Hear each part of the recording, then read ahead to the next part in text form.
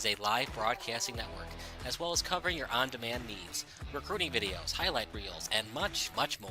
We can broadcast live to any website, and we also post as much on-demand content as you need. For more information about SBS, check out our website at sportsbroadcastsolutions.com. Sports Broadcast Solutions, a broadcasting network for everyone. Sports Broadcast Solutions is a broadcasting network for everyone. Let SBS broadcast your sporting event. We have experience and can generate excitement and permanent digital memories for your team. Tonight, that time, finally a goal for the Stampede! We have professional videographers using high-definition modern-day cameras, color analysts, and play-by-play announcers with state-of-the-art, classy graphical scoreboards to keep you updated. Plus, we have commercials to advertise your team, club, or sponsor, and us. Plus, we do pregame and postgame interviews. Hi, everybody, and welcome to the postgame show brought to you by Marion Central Catholic. My name's Kyle Smith. Well, my name doesn't matter. These young ladies matter. It's senior night as the Hurricanes win a battle down the stretch, 48-46. Hi, I'm Carrie Kramer. I swim 50 breast, 50 free, and 100 back. Whatever your sports broadcast needs, we are at sportsbroadcastsolutions.com. Check us out and become part of the digital sporting world. Sports Broadcast Solutions is a broadcasting network for everyone. Instead of spending hundreds or thousands with all these college recruiting sites, let us put together your college highlight reel. For just a fraction of your potential college scholarship and significantly less than these recruiting services, we got this. In addition, we put together highlight reels for teams, including high school, your club team, or travel team. My teammate gave me a great pass, and I just took it. The other team slashed me, took the opportunity, saw where the goalie was weak, and I just shot it there. Solon, O'Connor, and Marsh back on defense. And Marsh gets a blowout. We got a breakaway at 2-0. A shot, and a goal! So 3-3. The power play was officially over. Whatever your sports broadcast needs, check us out at sportsbroadcastsolutions.com. Check us out and become part of the digital world. Sports Broadcast Solutions is a broadcasting network for everyone. For those of you who would like to broadcast or live stream your event, or maybe make a highlight tape but would like a sponsor to fund the event, SBS has a myriad of ways to advertise your sponsor during our broadcasts. We have commercials. We have on-air reads by the announcers. Albatross Physical Therapy and Wellness specializes in pain-free. We have graphics. And we have watermarks. Finally, Sports Broadcast Solutions can create a commercial for you or your sponsor. Whatever your sports broadcast needs, we are at sportsbroadcastsolutions.com. Check us out and become part of the digital sporting world. Sports Broadcast Solutions is a broadcasting network for everyone. For those of you that just want raw footage of your sporting event, but no play-by-play or color commentary, you just need us to live stream video from the event over the internet. We will live stream your event on YouTube on our Sports Broadcast Solutions channel. In addition, we also have a dedicated channel on YouTube for live streaming at SBS Livestream. And if you need multiple channels, we can utilize Facebook Livestream and Instagram Live on our channel as well. Options include commercials from your sponsors, professional scoreboard graphics are still available, and of course, yes, pre- and post-game interviews are available as an option if you want. We've been working really hard this whole summer and stuff. Whatever your sports broadcast needs, we are at sportsbroadcastsolutions.com. Check us out and become part of the digital sporting world. Sports Broadcast Solutions is a broadcasting network for everyone. We broadcast sporting events for people of all ages, including adult leagues, high school leagues, and kids. Complete with professional-looking graphics, broadcasters, color analysis, and commercials. We do pre- and post-game interviews with the players. In addition, Sports Broadcast Solutions does highlight films, including college recruiting reels, highlight films you'd see on sports news programs, and just simply highlight films for fun. Sports Broadcast Solutions also provides raw footage and live streams if you'd like. Subscribe to us and listen to our professional talk videos about relevant topics in the pro and college ranks. Whatever your sports broadcast needs, contact us at sportsbroadcastsolutions.com and become part of the digital world. This is Sports Broadcast Solutions, a broadcasting network for everyone. Check us out at sportsbroadcastsolutions.com and become part of the digital sporting world.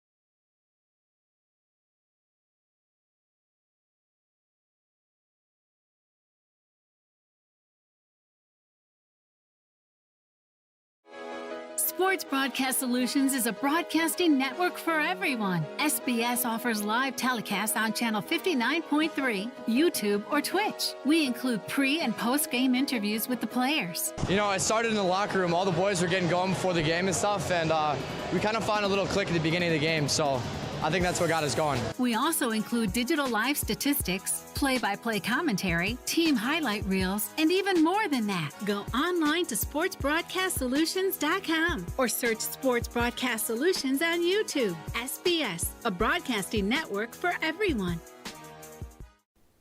Sports Broadcast Solutions is a broadcasting network for everyone. At SBS, we offer a professional broadcasting experience for the non-professional athlete. Just like the pros, we offer everything for you. Play-by-play commentary. A no-hitter at Kane County Stadium. 15 strikeouts, 1 walk, 1 error, and that's it. Color commentary, highlight reels, recruiting videos, and much, much more. Unlike our competitors, we zoom in on the action and always have a live scoreboard with a live time code. If you're ready to have your next sporting event feel like CBS Sports, then make sure to call Sports Broadcast Solutions today. Our phone number is 330-957-7653, or you can go online to sportsbroadcastsolutions.com. SBS, a broadcasting network for everyone. Missing your child's sporting event just plain stinks. But you don't have to worry about that anymore, thanks to Sports Broadcast Solutions. SBS is a live broadcasting network, as well as covering your on-demand needs, recruiting videos, highlight reels, and much, much more. We can broadcast live to any website, and we also post as much on-demand content as you need. For more information about SBS, check out our website at sportsbroadcastsolutions.com. Sports Broadcast Solutions, a broadcasting network for everyone. Sports Broadcast Solutions is a broadcasting network for everyone. Let SBS broadcast your sporting event. We have experience and can generate excitement and permanent digital memories for your team. Tonight. That time, finally a goal for the Stampede! We have professional videographers using high-definition modern-day cameras, color analysts, and play-by-play announcers with state-of-the-art, classy graphical scoreboards to keep you updated. Plus, we have commercials to advertise your team, club, or sponsor, and us. Plus, we do pregame and postgame interviews. Hi, everybody, and welcome to the post-game show brought to you by Marion Central Catholic. My name's Kyle Smith. Well, my name doesn't matter. These young ladies matter. It's senior night as the Hurricanes win a battle down the stretch, 48-46. Hi, I'm Carrie Kramer. I swim 50 breast, 50 free, and 100 back. Whatever your sports broadcast needs, we are at sportsbroadcastsolutions.com. Check us out and become part of the digital sporting world. Sports Broadcast Solutions is a broadcasting network for everyone. Instead of spending hundreds or thousands with all these college recruiting sites, let us put together your college highlight reel. For just a fraction of your potential college scholarship and significantly less than these recruiting services, we got this. In addition, we put together highlight reels for teams, including high school, your club team, or travel team. My teammate gave me a great pass, and I just took it. The other team slashed me, took the opportunity, saw where the goalie was weak, and I just shot it there. Solon, O'Connor, and Marsh back on defense. And Marsh gets a blowout. We got a breakaway at 2-0. A shot, and it's goal! So 3-3. The power play was officially over. Whatever your sports broadcast needs, check us out at sportsbroadcastsolutions.com. Check us out and become part of the digital world. Sports Broadcast Solutions is a broadcasting network for everyone. For those of you who would like to broadcast or live stream your event, or maybe make a highlight tape, but would like a sponsor to fund the event, SBS has a myriad of ways to advertise your sponsor during our broadcasts. We have commercials. We have on-air reads by the announcers. Albatross Physical Therapy and Wellness specializes in pain-free. We have graphics, and we have watermarks. Finally, Sports Broadcast Solutions can create a commercial for you or your sponsor. Whatever your sports broadcast needs, we are at sportsbroadcastsolutions.com. Check us out and become part of the digital sporting world. Sports Broadcast Solutions is a broadcasting network for everyone. For those of you that just want raw footage of your sporting event, but no play-by-play or color commentary, you just need us to live stream video from the event over the internet. We will live stream your event on YouTube on our Sports Broadcast Solutions channel. In addition, we also have a dedicated channel on YouTube for live streaming at SBS Livestream. And if you need multiple channels, we can utilize Facebook Livestream and Instagram Live on our channel as well. Options include commercials from your sponsors, professional scoreboard graphics are still available, and of course, yes, pre- and post-game interviews are available as an option if you want. We've been working really hard this whole summer and stuff. Whatever your sports broadcast needs, we are at sportsbroadcastsolutions.com. Check us out and become part of the digital sporting world. Sports Broadcast Solutions is a broadcasting network for everyone. We broadcast sporting events for people of all ages, including adult leagues, high school leagues, and kids. Complete with professional-looking graphics, broadcasters, color analysis, and commercials. We do pre- and post-game interviews with the players. In addition, Sports Broadcast Solutions does highlight films, including college recruiting reels, highlight films you'd see on sports news programs, and just simply highlight films for fun. Sports Broadcast Solutions also provides raw footage and live streams if you'd like. Subscribe to us and listen to our professional talk videos about relevant topics in the pro and college ranks. Whatever your sports broadcast needs, contact us at sportsbroadcastsolutions.com and become part of the digital world. This is Sports Broadcast Solutions, a broadcasting network for everyone. Check us out at sportsbroadcastsolutions.com and become part of the digital sporting world.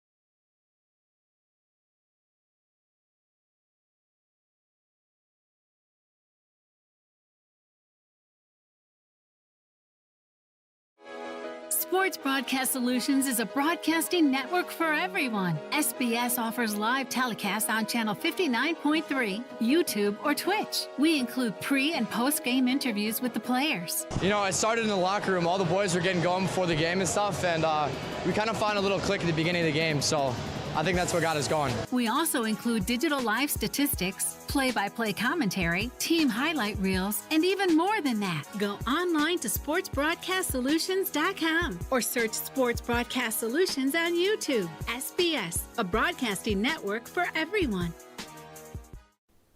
Sports Broadcast Solutions is a broadcasting network for everyone. At SBS, we offer a professional broadcasting experience for the non-professional athlete. Just like the pros, we offer everything for you. Play-by-play commentary. A no-hitter at Kane County Stadium. 15 strikeouts, 1 walk, 1 error, and that's it. Color commentary, highlight reels, recruiting videos, and much, much more. Unlike our competitors, we zoom in on the action and always have a live scoreboard with a live time code. If you're ready to have your next sporting event feel like CBS Sports, then make sure to call Sports Broadcast Solutions today. Our phone number is 330-957-7653, or you can go online to sportsbroadcastsolutions.com. SBS, a broadcasting network for everyone. Missing your child's sporting event just plain stinks. But you don't have to worry about that anymore, thanks to Sports Broadcast Solutions. SBS is a live broadcasting network, as well as covering your on-demand needs, recruiting videos, highlight reels, and much, much more. We can broadcast live to any website, and we also post as much on-demand content as you need. For more information about SBS, check out our website at sportsbroadcastsolutions.com. Sports Broadcast Solutions, a broadcasting network for everyone. Sports Broadcast Solutions is a broadcasting network for everyone. Let SBS broadcast your sporting event. We have experience and can generate excitement and permanent digital memories for your team. Tonight. That time, finally a goal for the Stampede! We have professional videographers using high-definition modern-day cameras, color analysts, and play-by-play announcers with state-of-the-art, classy graphical scoreboards to keep you updated. Plus, we have commercials to advertise your team, club, or sponsor, and us.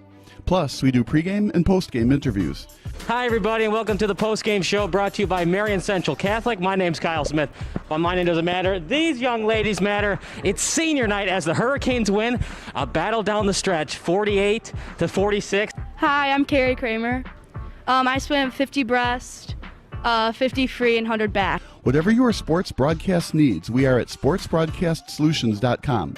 Check us out and become part of the digital sporting world. Sports Broadcast Solutions is a broadcasting network for everyone. Instead of spending hundreds or thousands with all these college recruiting sites, let us put together your college highlight reel. For just a fraction of your potential college scholarship and significantly less than these recruiting services, we got this. In addition, we put together highlight reels for teams, including high school, your club team, or travel team. My teammate gave me a great pass, and I just took it. The other team slashed me, took the opportunity, saw where the goalie was weak, and I just shot it there. Solon, O'Connor, and Marsh back on defense. And Marsh gets a blowout. We got a breakaway at 2-0. A shot, and it's goal! So 3-3. The power play was officially over. Whatever your sports broadcast needs, check us out at sportsbroadcastsolutions.com. Check us out and become part of the digital world. Sports Broadcast Solutions is a broadcasting network for everyone. For those of you who would like to broadcast or live stream your event, or maybe make a highlight tape, but would like a sponsor to fund the event, SBS has a myriad of ways to advertise your sponsor during our broadcasts. We have commercials.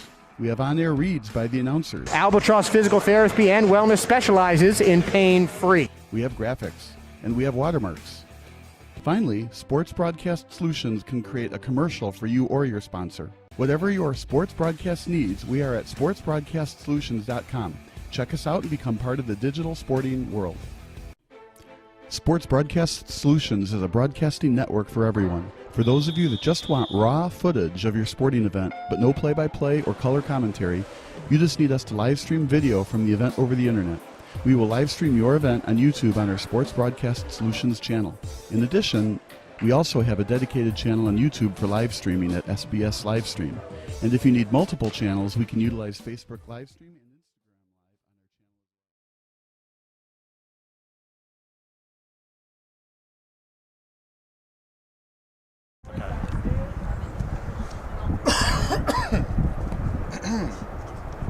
Alright. You know where Antonio is?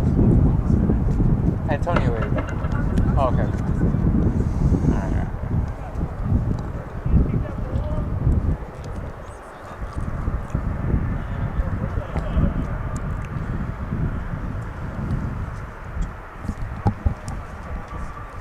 And now, please rise for the national anthem.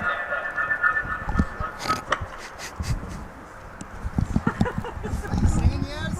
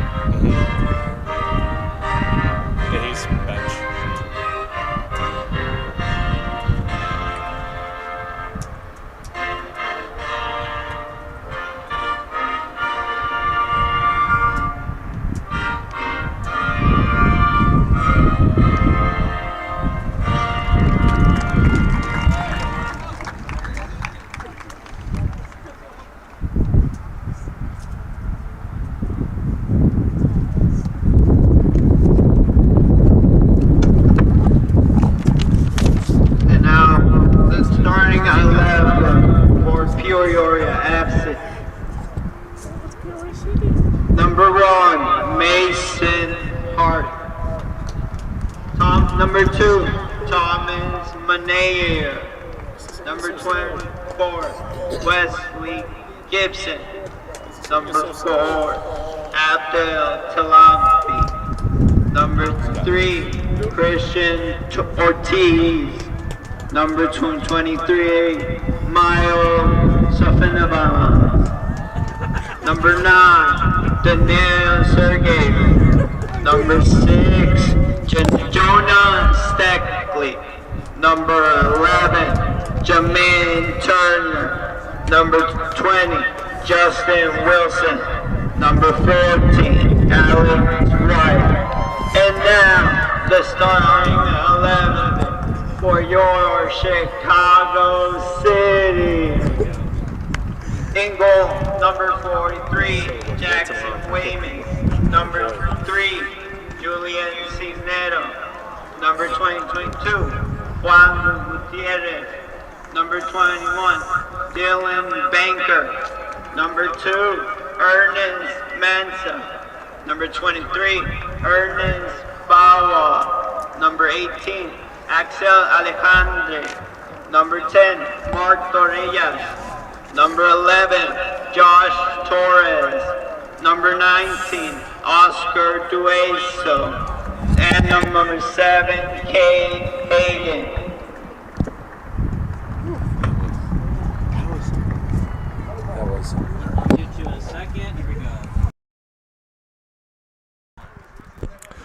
Welcome in, ladies and gentlemen, to another Sports Broadcast Solutions broadcast. I'm your play-by-play commentator, Austin Wright, and alongside me, right next to me, is my partner in crime here for color, Raphael, as well. Raphael, we have one heck of a matchup tonight as Chicago City SC is one of only 2 unbeaten teams in all of USL League 2, as well as Ballard FC out of Oregon. And so for tonight for Chicago City SC, as a team with a 6-0-0 current record, shooting for 7-0, they have a tough test coming in with Peoria City as they arrive with a 3-3 record so far, but both teams are rolling in hot as both have won by 2 goals at least in their previous matchups. Well, it's a big game for both teams. Obviously for City, they're looking to remain unbeaten so far up to this point, and they've done a great job, particularly on the defensive side. In their last 4 games, they've only conceded 1 goal. And on the other side, you have Peoria, who's looking to get their first 2-game winning streak of the season up to this point. In their first 6 games, they've lost, won, and lost. They're looking for any kind of 2-game momentum for a win streak, and tonight could be the night.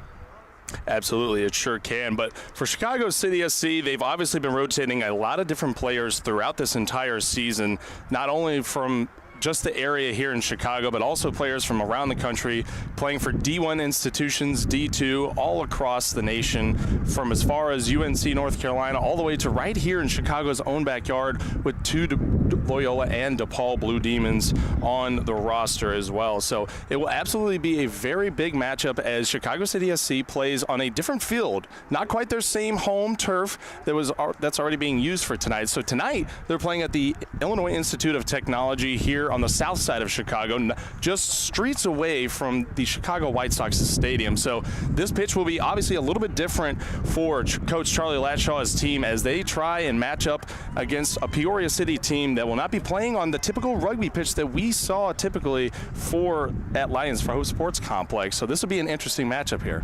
It is, and it's going to be interesting to see just how, not only for Peoria but for City as well, how they readjust, considering the fact that, this adjustment was made, during the day only a couple of hours ago. So it'll be interesting to see which team sort of, adjusts better compared to the other one. Absolutely. Both teams will be lining up in a very balanced 4-3-3 attack here to begin this match, and we are just moments away from the referee beginning this match.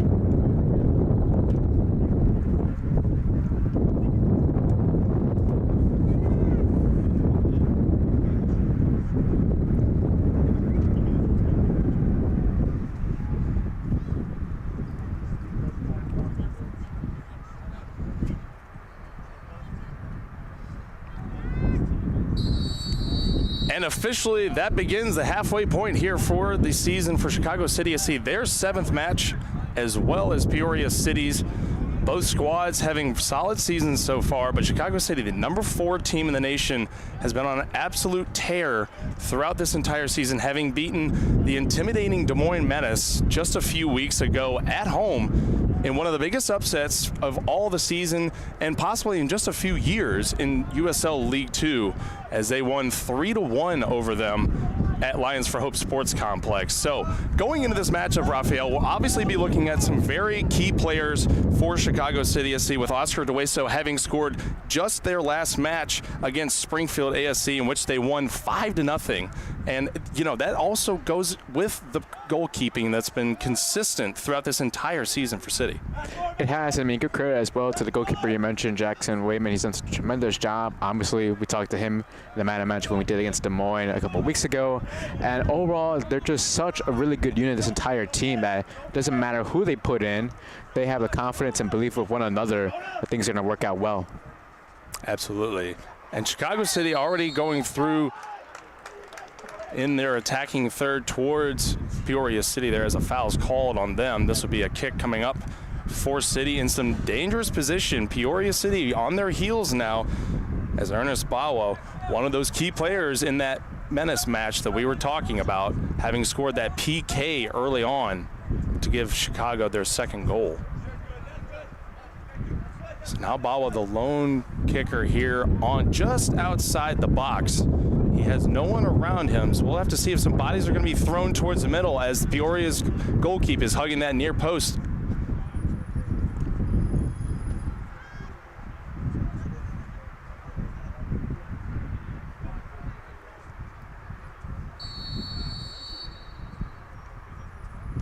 Bawa sends it towards the middle, and it's a header, and it's in! Chicago City is up 1-0 against Peoria City here just 3 minutes into the match.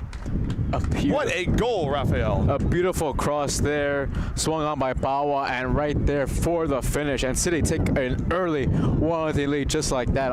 Perfect execution from the set piece. Yeah, it absolutely was. And as you hear there by the PA announcer, it was in fact Mark Torrelis who scored that goal for Chicago City SC, and he continues a hot streak, Rafael. He scored 2 in just the last matchup against Springfield just almost a week ago. So for him, he's been on an absolute tear. He was the man of the match for City just a week ago or so in that Springfield match in the shutout there. So it's already an offensive showcase right now for City as they put on the early pressure, as that one goes far and away for Peoria there. Then you mentioned as well, Torres, he also scored in the previous fixture between these two teams earlier in the season. So far he's had Peoria's number in these 2 games. Yeah, and Torrelis will absolutely be one player that we will have to keep watching throughout this entire match, as he is a very athletic forward, slightly midfielder for City. Kind of does it all, as Charlie Latchaw likes to rotate a lot of these players from across the country in and out between an attacking midfield to a lot of those forward positions. But the absolute athleticism and speed is evident throughout the entire pitch for all these Chicago City players. And obviously now at the halfway point, they've all had a chance to continue to gel, to continue to find ways to continue working on Coach Latchaw's system. But now for Peoria, you have to wonder what they're actually going to be able to do to respond here as they go down early, but they're pushing the envelope here.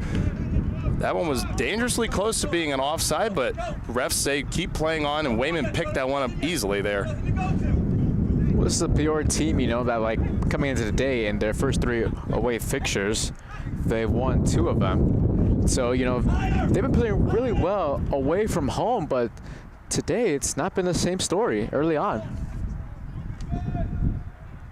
Absolutely. And for City today, obviously a lot of discipline has to be had for a lot of these USL League 2 matches. We've seen plenty of red cards, plenty of yellows. So obviously the discipline also has to be a factor in this one as well for Peoria, because a lot of these college players, they like to get intense, obviously. They know the intensity that it requires to be able to play at this level, continue to get scouting offers, continue to get those professional looks for those that are attending these matches. There's a lot as well. You have to wonder how they're going to continue to do that here. There's a lot particularly about the composure aspect as well of the players.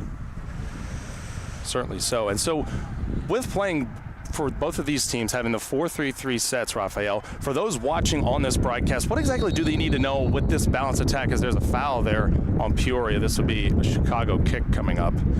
So the 4-3-3 is the most common formation used in all of football. It was originated going back to the 70s and 80s, used by the Netherlands primarily. Then it emerged in the 90s with Johan Cruyff as the manager of Barcelona, and now in the modern day used a lot by Pep Guardiola and Jurgen Klopp, managers of both Man City and Liverpool. Key things to look out for the 4-3-3 is you're going to see a lot of short passes between both teams. They want to have players right near close to one another. You see right there Peoria is getting set for another attack. So that's something you're going to keep an eye on. However, with strengths come weaknesses in the formation. If the lone striker for both teams is too far isolated from the wingers, it becomes an issue. So it'll be interesting to see if that emerges from either of these two teams. Certainly so. And City definitely playing a nice conservative attack now, having had that early lead to work with. Now, very crisp passes are something that you will constantly see throughout this entire match, as that's definitely one of Coach Latshaw's big keys to any match, making sure that not too much of their possession is taking away through careless interceptions or any other forms of turnovers that might happen throughout this match. And for Peoria, you actually definitely have to keep in mind that with this venue change, you're going to have a lot more space on the field to work with rather than that rugby pitch that we know and love at Lions for Hope Sports Complex. Maybe those opposing teams don't necessarily love it. It's just a different style. And that's what comes with soccer. You can definitely have all these different variations of pitches, just like you do in baseball. You'll have all these different dimensions to work with. And so now with this, a true soccer field style, you'll have a lot more open play and space to work with for both of these teams. One would think that Peoria would have the advantage, being used to playing on a wide open pitch like this. And so far, though, City, they've been playing as if they've been playing on a pitch like this entire season. Certainly so. Just 8 minutes into this match so far. Both teams playing a little bit more evenly now, going a little bit back and forth, trying to feel out what style of play that they want to keep going with, trying to find that edge play as well as working on their press a little bit as well. But with that ball going out, Wayman will do the honors of giving this out. You can only assume all the way to his forwards that are being asked to be pushed farther down.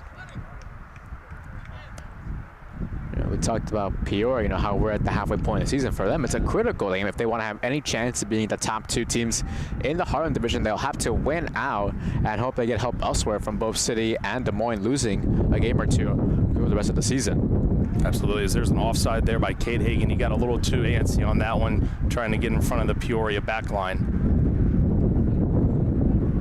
But you're absolutely right. If Peoria wants to stay in this thing and figure out a way to get to the playoffs and find those top two spots and get next to City or the Des Moines Menace themselves, they are absolutely going to have to go on a tear like you're mentioning, because they didn't start off the season quite so strong, but having a nice win against St. Charles just last week, 3-1, was something that they were certainly looking forward to, as that ball's crossed far into the middle. Not really anyone around there. Wayman is able to pick that one up.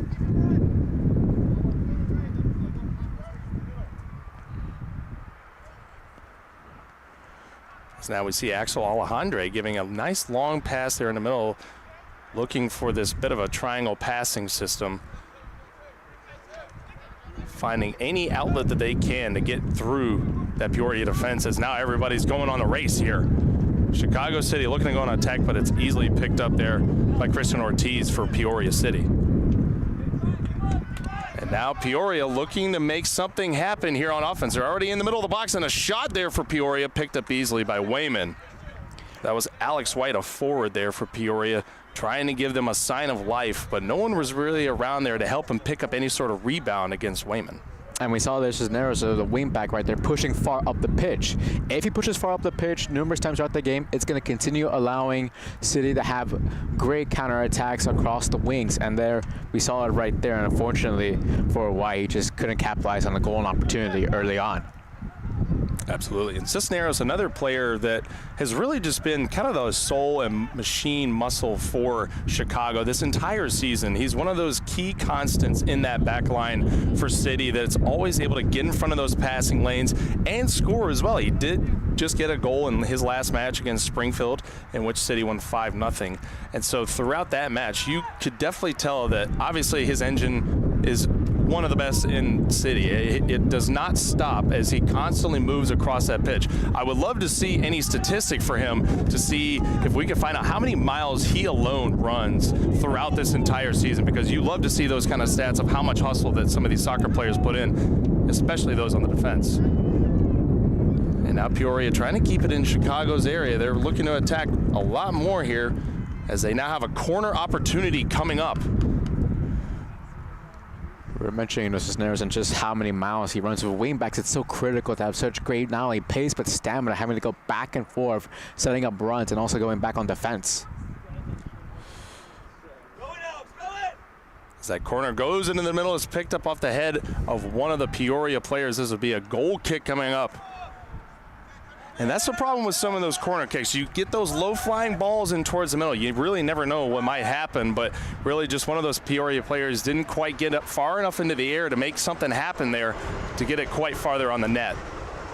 Yeah, so the header was from number 9, Daniel Sergev, right there, one of the tallest players on the pitch.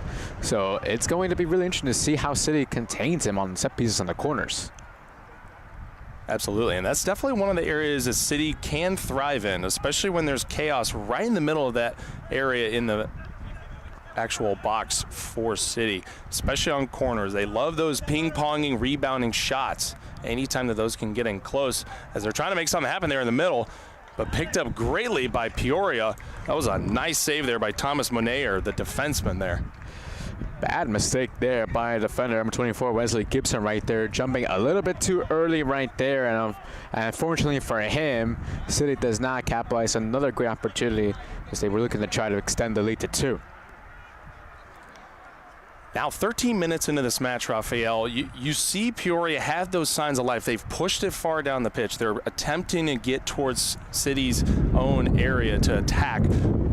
But what exactly do they need to keep doing to actually be able to get some more of those opportunities to score, as the back line has remained pretty calm back there, helping out Jackson Wayman in net?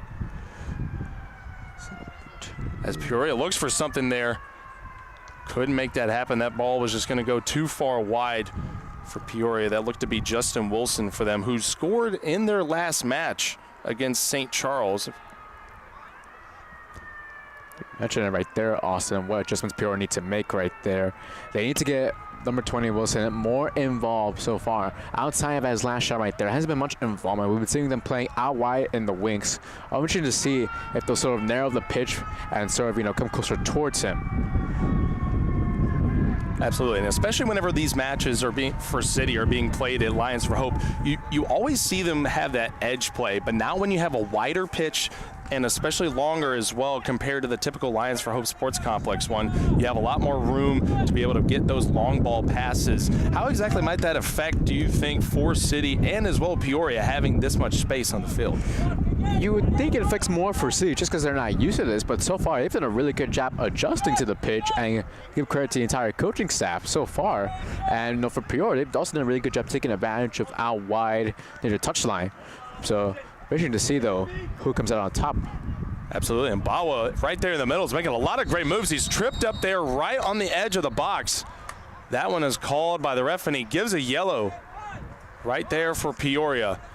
Now the question is, did that foul occur right inside or outside the box? Looks like. What could this result mean for this?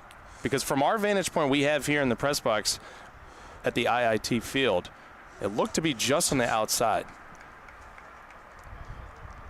Yes. That is our first booking of the match, and that'll go against Peoria. So now Chicago City has a great opportunity here to set up a big, momentous kick that could result in a 2-0 lead, doubling their lead against Peoria, who could be pushed on their heels for the rest of this match if they can find a goal in this opportunity. But a heady play by Bawa to have such great footwork there right in the middle and get around those defenders. Now you see the Peoria line right there pushing back. There's currently 4 City players talking amongst themselves who's going to take the shot, and it appears Bawa is going to take the shot.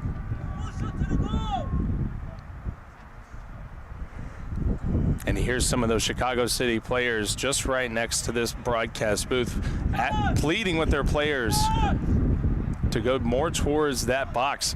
right in front of the goalkeeper who's hugging that far post. If you're Peoria, you want to have someone right there on the top on the left-hand corner. Ball with the kick. Not quite enough. That ball was going to be going too far outside. That's off of Peoria. So a corner's coming up here for City. Bawa will be the one to take this one. Ernest Bawa, an interesting player. One of the players that I mentioned earlier in this broadcast, he is the one from University of North Carolina, in which he had 14 games started there as a Tar Heel. 3 goals on that season. Ball kicked right in there in the middle, headed off him. And Banker right there for City had an opportunity to shoot it, just went far wide, pinging off, and goes over the fence of this IIT stadium.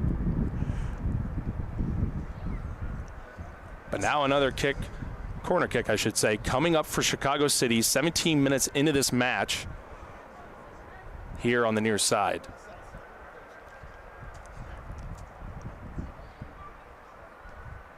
Bawa sends it far and away on the outside of the box.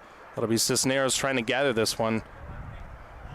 Looking for anybody around him to help him out. It looks like City's going to have to regroup if they want to have an opportunity to keep this in the box and put even more pressure on Peoria's Mason Hart. Goalkeeper has a shot's going over there, just wide left. Oh, what an opportunity that could have been for City. It's a good effort right there by number 19, Dueso. And unfortunately, though, it all gets negated into an offside. If you're a Peoria fan, you have to be breathing a big sigh of relief, because that was a scary moment that could have resulted in a second goal already in this match.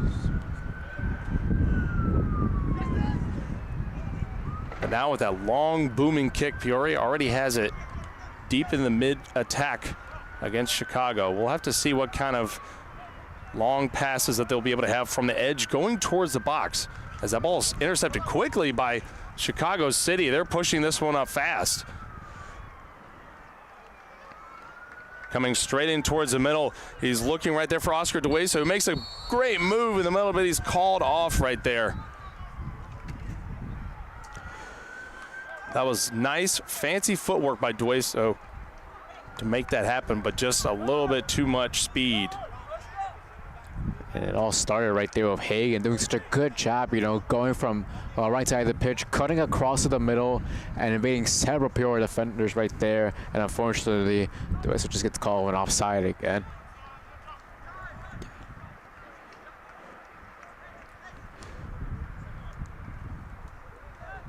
Now Peoria trying to regroup here. You have to imagine that they're going to have to go back and reset just a little bit to be able to get those opportunities farther in the net and put some pressure on Jackson Wayman, who's been stellar this entire season, having had plenty of clean sheets, as well as the other Chicago City goalkeepers throughout this entire season.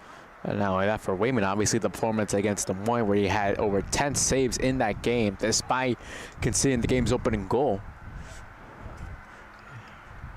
Absolutely. And if for some reason Coach Latshaw needs to put in a backup goalkeeper or one of the other players that are on the bench, that will have made 35 players that will have played on a pitch for Chicago City in one of the two-tone blue uniforms throughout the season, with only just halfway through the season. That is a very impressive number, especially to be 6-0, having so many players cycle through, considering the fact that they are all from the Chicago area, majority of this whole team. That is certainly a feat that has to be commended.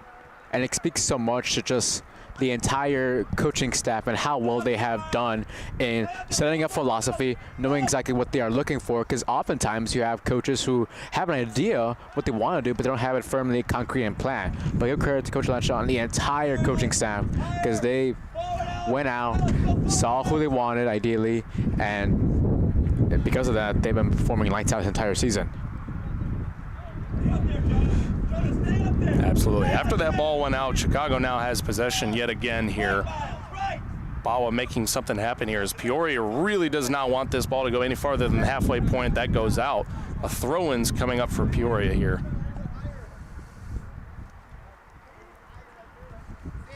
Here on the near right side, Peoria has another opportunity to attempt to notch a tie right here for a 1-1 tie at the moment, as we're 21 minutes into this match. Can they find an equalizer and put some pressure on City as they tried to get to 4-3 on the season? But the Chicago defense finds ways to get interceptions yet again, as that's handled right there in the middle by Cade Hagan. Finding someone there on the far side, that's Oscar DeWeso, but just a little too much mustard on that hot dog there for City. Easily picked up there by Hart. So throughout the rest of this match, Raphael, when you look at this match, you have to find more ways, if you're Peoria, to put the ball towards the net, continue to do what you're doing earlier, going towards the outside and then cutting right back towards the middle on the box. But what else are you seeing that they are doing well so far? They're doing a really good job. You mentioned it, playing out wide to the wings. I think ideally for them, what they're going to want to do is start sending the ball forward to nice little crosses, you know, sort of create a bit of chaos right in front of the nets. But so far, you know, outside of allowing the opening goal, they've done a pretty good job with City heading.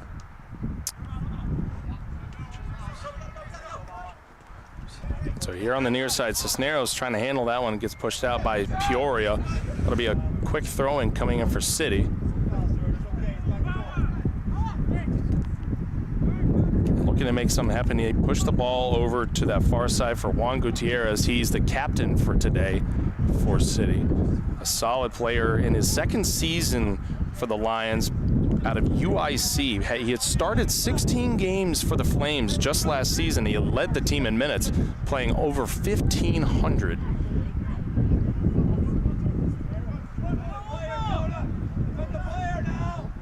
Now City with some short, methodical passing. They're trying to make something happen. That's Cade Hagan pushing over towards the middle. But it goes just out of bounds there.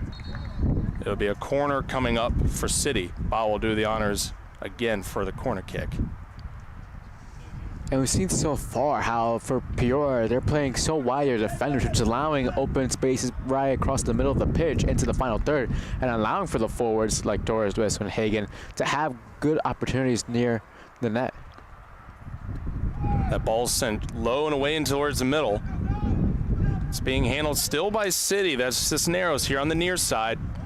And he kicks that one just left outside of the box there. This will be a goal kick coming up for Peoria City. And if you're Cisneros, you have to like that opportunity. You had some guys right there in front of the near post, but just really not enough opportunities to get it over some of those Peoria defenders there.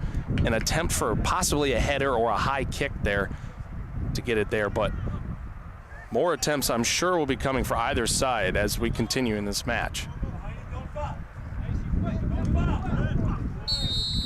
And a rough tackle there by Peoria. Chicago will have the ball on this one, and a quick start will be delayed here by the ref.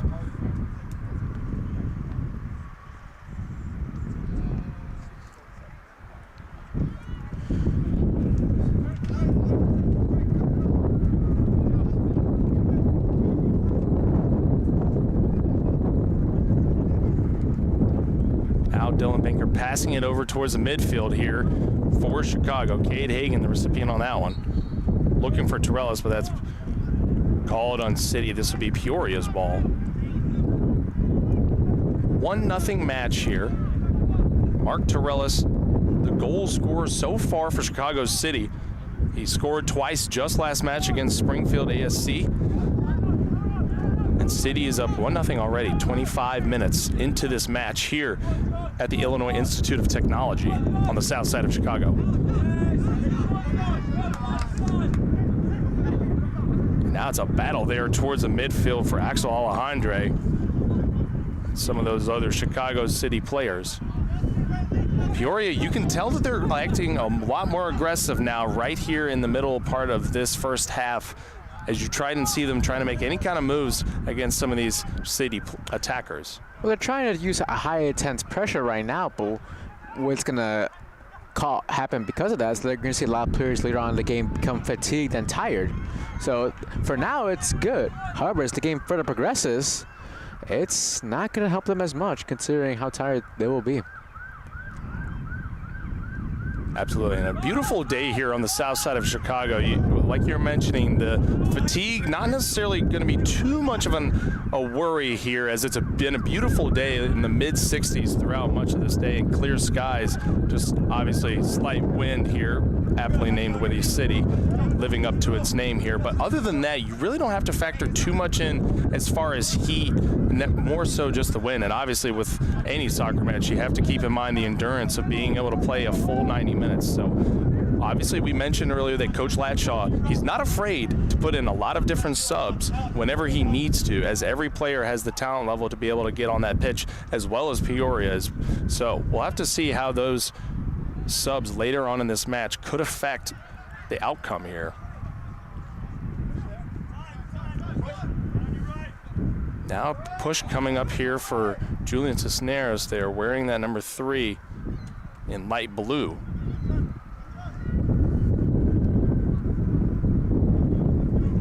And a continued concerted effort here for Chicago as they continue making those short passes,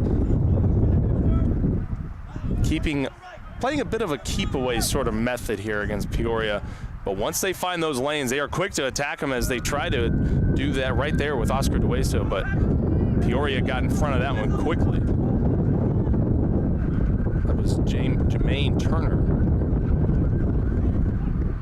Now Mark Torellis pushing it over to Ernest Bawa, looking to make some fancy footwork there in the middle, getting around some of the defenders, attempted for a shot, but blocked easily.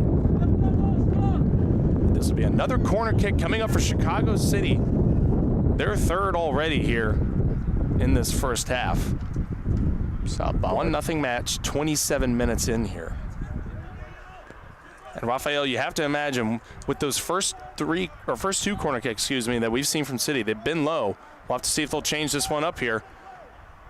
And yet again, another low, screaming line drive towards the middle, looking for those possible headers in the middle, but City is able to regain their composure here, attempting for something in the middle, and that's a big tackle in the middle. Nothing called by the ref, as Mark Torellis is down over there in visible pain, slow to get up there, but City's able to get back on the attack there, pushing towards the middle, and that ball is quickly intercepted by Peoria.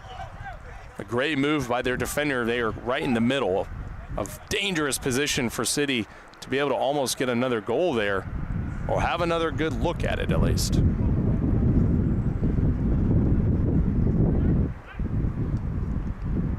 Now Dueso pushing it on that far side of the pitch. Looking towards the middle, it's a big swinging pass, and the header goes high and above the net there for Chicago. We've seen just how well they have been on the receiving end of those crosses so far. And we were talking about earlier with Bao and his low trajectory crosses. And so far, it's worked up to this point. They haven't gotten a goal yet outside of the free kick, but so far they've had numerous opportunities coming close. And I wouldn't be surprised before the game ends that one of those crosses eventually will result into a goal. You're certainly right, and especially for Chicago, they do love the set pieces, no matter if it comes from a free kick in the middle or if it comes from those corner kicks. Any kind of quickly moving passes that they can find, whether it be a ping-ponging ball right in the middle of the box there, it could be any opportunity of that kind for them. But it is very evident thus far that Chicago City is clearly in firm control of this match, having had majority of the possessions so far, especially in these latter 2 minutes. That's a big shot there by Cade Hagen's blocked, but it's in! A rebounding goal. That's Josh Torres for Chicago City SC, and they lead 2-0 here at the Illinois Institute of Technology. Well, the rebound shot right there from Cisneros was deflected by Torres. Torres was putting back to Cisneros right there, almost giving him, quote-unquote, the credit for the goal right there. It's a much needed deflection right there. It's an unfortunate situation right there for the goalkeeper, Hart, making the initial save and not having enough time to readjust on the deflection. And City are rewarded. Exactly so, and a beautiful moment there for Chicago to now put it up for 2-0 here a clear sign that they are in firm control of this match, as Peoria is clearly on their heels. Trying to find any sort of way to respond here will be key, as they have not really had too many offensive opportunities in these past 5 minutes of play here. But like we mentioned, those rebounding shots right off the goalkeeper's hands or sometimes off the post are just what Chicago City loves to do. They love getting right in front of the keeps and finding any rebounding shots. And Josh Torres really put one in very quickly there. And now if you're Peoria, we have 15 minutes left before halftime. They're down to nothing. Their season is almost on the line right here, considering all 4 flops would pretty much eliminate them from any opportunity of being a top 2 in the division.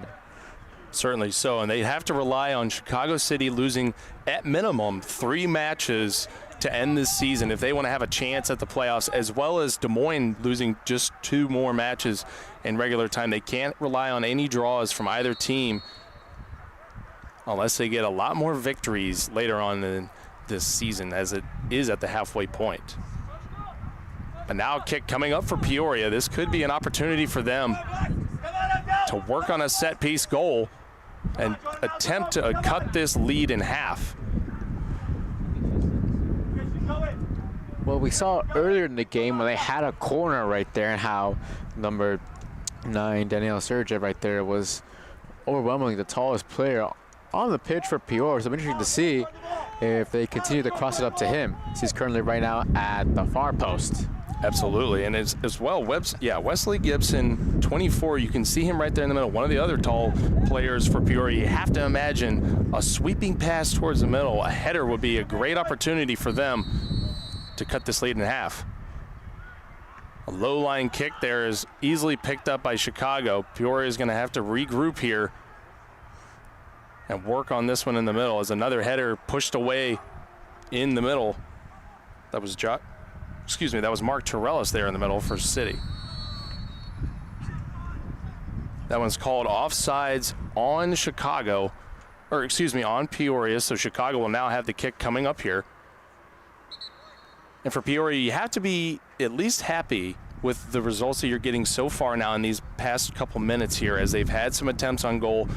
But you have to keep the pressure on Chicago, as they've really had a great opportunity throughout this entire match to retain possession and continue to put shots on Mason Hart there in the Peoria net. And not only that here, we're nearing halftime. If I'm Peoria, I want to see more attack. I want to push my wing backs a little bit more up forward. Yes, it's going to allow the attackers for City to sort of expose on the counter. But at this point, you're down to nothing early on. Your season is on the line. What do you have to lose? Exactly, and especially what we've seen from Chicago, you can clearly see their aggression. Whenever they have just an inch of space, they attack immediately. They find those lanes, use their quick footwork, and go against the Peoria defenders no matter what. And so if you're Peoria's attack, if you're Jermaine Turner or Alex White or Justin Wilson, you have to imagine that some of them will have to find opportunities with the ball to just sprint against the Chicago back line and find any attempt for shots against Jackson Wayman.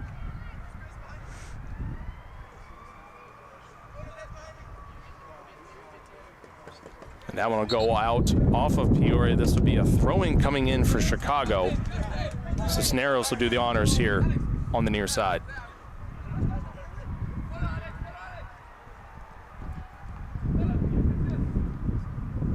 On the near sideline, that was Torres maintaining that one, pushing it over towards DeWeso. And now Peoria gets in front of that passing lane. Now they have a great opportunity to get on the attack and attempt to cut this lead in half. But great defense there by Dylan Banker for Chicago. And that one's called on City. Peoria will have an opportunity now to continue to push the envelope and find a way to put more pressure on the City defense. It's a bit of a questionable call right there on Alejandre, as the ref and the fourth official have a little chat amongst themselves.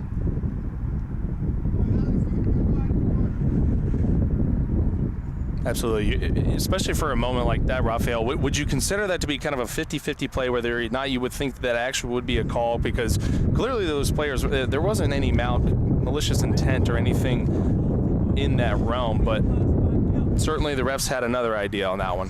It's a 50-50 right there between both players right there, just tussling one another. I wouldn't have made that a foul personally, but I'm just a commentator, not a ref. At any rate, Peoria will continue to have the ball as a tough tackle is made there by Chicago. Peoria will retain this one and continue to push this one. To be Jonas Steckley there, as well as Christian Ortiz.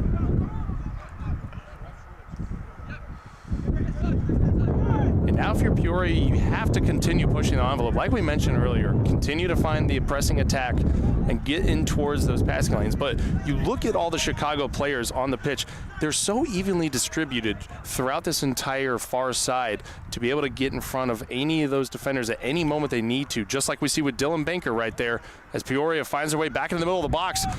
And a sweeping kick away by Cade Hagan to get in front of that one. What a move by him for a slide tackle as a far shot is made by Peoria, picked up by Wayman. A good save by him. And that was a far shot attempt there for Peoria. It's not necessarily a head scratcher. That was a good attempt as it was very quick off the ball, but you have to wonder if they could have found something else with Thomas Maneer, the one on the shot attempt there. Well, if you're Peoria, at some point you just feel frustrated not having any opportunities. And then we saw earlier, you know, with City's second goal coming from a rebound. So there's nothing to lose right there. Have a shot and see where it goes from there. Absolutely. A 2-0 lead for Chicago City here, 37 minutes into this match. Mark Torellis, the first goal scorer as well. Josh Torres scored that second one off a rebound off Mason Hart in the middle. Chicago now has more pressure coming up on the outside of the box against Peoria. Regrouping just a little bit, passing it back towards the back line's captain there. That's Juan Gutierrez. Ernest Mensah there on the far side, trying to retain that one. And now Chicago really just playing that keep away mentality towards the back, looking for any of those long passes. But Peoria gets in front of it, trying to make something happen here. Jonas Steckley met immediately there in the middle. And a far sweeping pass looking towards the near side. That's Alex White for Peoria. He has no one around him at the moment. He's got to have some sort of help there, but it goes off Chicago. It'll be a corner coming up for Peoria.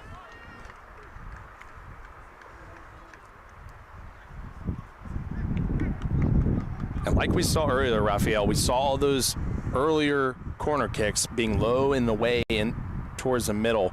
You have to imagine that there would have to be some sort of lob sort of pass here to attempt to get another sort of header opportunity, which we mentioned could be Justin Wilson, as he's one of the taller players, as well as Daniel Sergiev. A sweeping pass in the middle there. Peoria couldn't quite handle that one. City's got a hold on it now. Josh Torres, the second goal scorer, but that's just pushed away towards the middle. Peoria has their possession back towards it.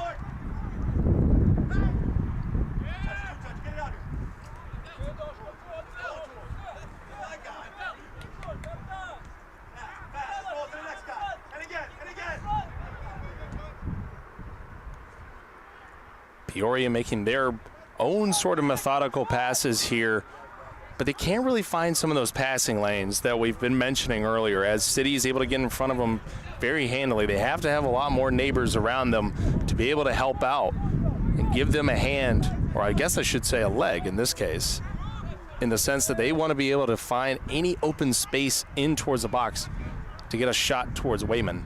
Well, right now, they're sort of neutral right now. They're stuck in the middle of no man's land right now. And they're going to have to find some sort of creativity, as Wayman's going to have to just punch it out. It's going to result for a corner. Certainly a smart move there by Wayman to get that one immediately out of bounds. There was not too many other Chicago defenders to help him out. So it'll be another corner coming up for Peoria City.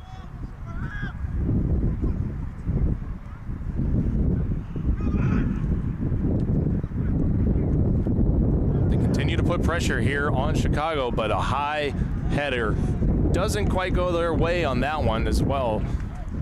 That was Alex White, one of their forwards, couldn't quite get that one down enough, as the wind has really been picking up here later on in this first half, pushing towards the south side, the right side of the pitch, as you'll see on your broadcast. And so that has to be another factor to keep in mind for Peoria as they attempt to make anything else happen here in this first half, and as well for Chicago City as they switch sides going into the second half. Now that's going to be an issue for Wayman right here, but he gets a nice long boot.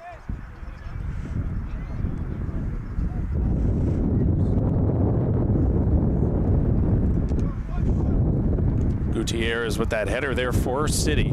Pushed it over towards Torellis on that far side as well with Ernest Mensah. And now a tussle on that far side of the B. Peoria having the throw in. And with only about 4 or 5 minutes left in this first half, they have to continue pushing this ball as much as they can, just like they have been doing, getting those set piece opportunities on corners to continue pushing towards the net.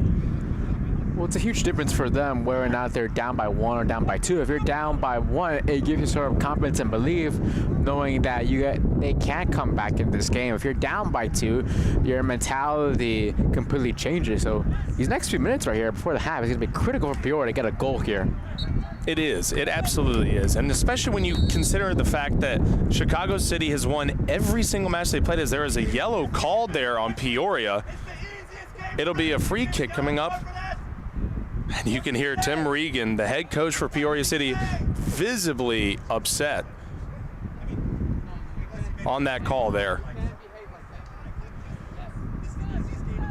Tim Regan, the Bradley assistant coach, he was drafted 17th overall in the MLS Super Draft just a little while ago, but he is visibly upset on this call there in the middle, and a yellow card is being shown to Tim Regan right there on the bench after he had some fine choice words for the referee's call on that one. So Chicago City here, 43 minutes now into this match, will have another free kick right directly in the middle here. Well, you see him also talking to the City bench as well, along with the fourth official.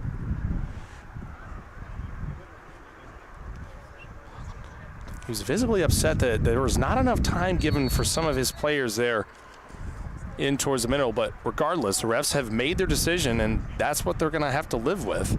And so now Peoria, they're going to have to respond no matter what with what the decisions that the refs have made here. And if you're Chicago, a third goal here in just the first half would almost certainly feel like the clincher. You would have to think so, considering that they've won every single one of their matches this season by at least 2 goals. They haven't really been challenged as of late in that sense. You know, I mean, their first game of the year, you know, at home against Springfield, they were up by 2, then they conceded 2 goals, or eventually winning that game 4-2. But outside of that, they have not really been behind at all this year.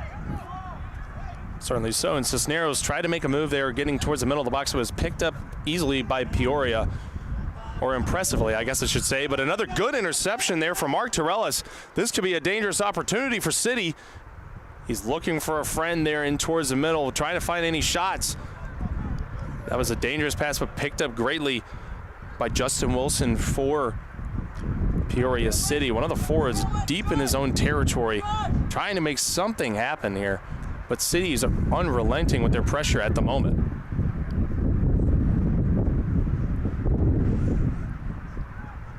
Now Ernest Mensah on that far side of the pitch. You have to imagine he's going to have a big cross here.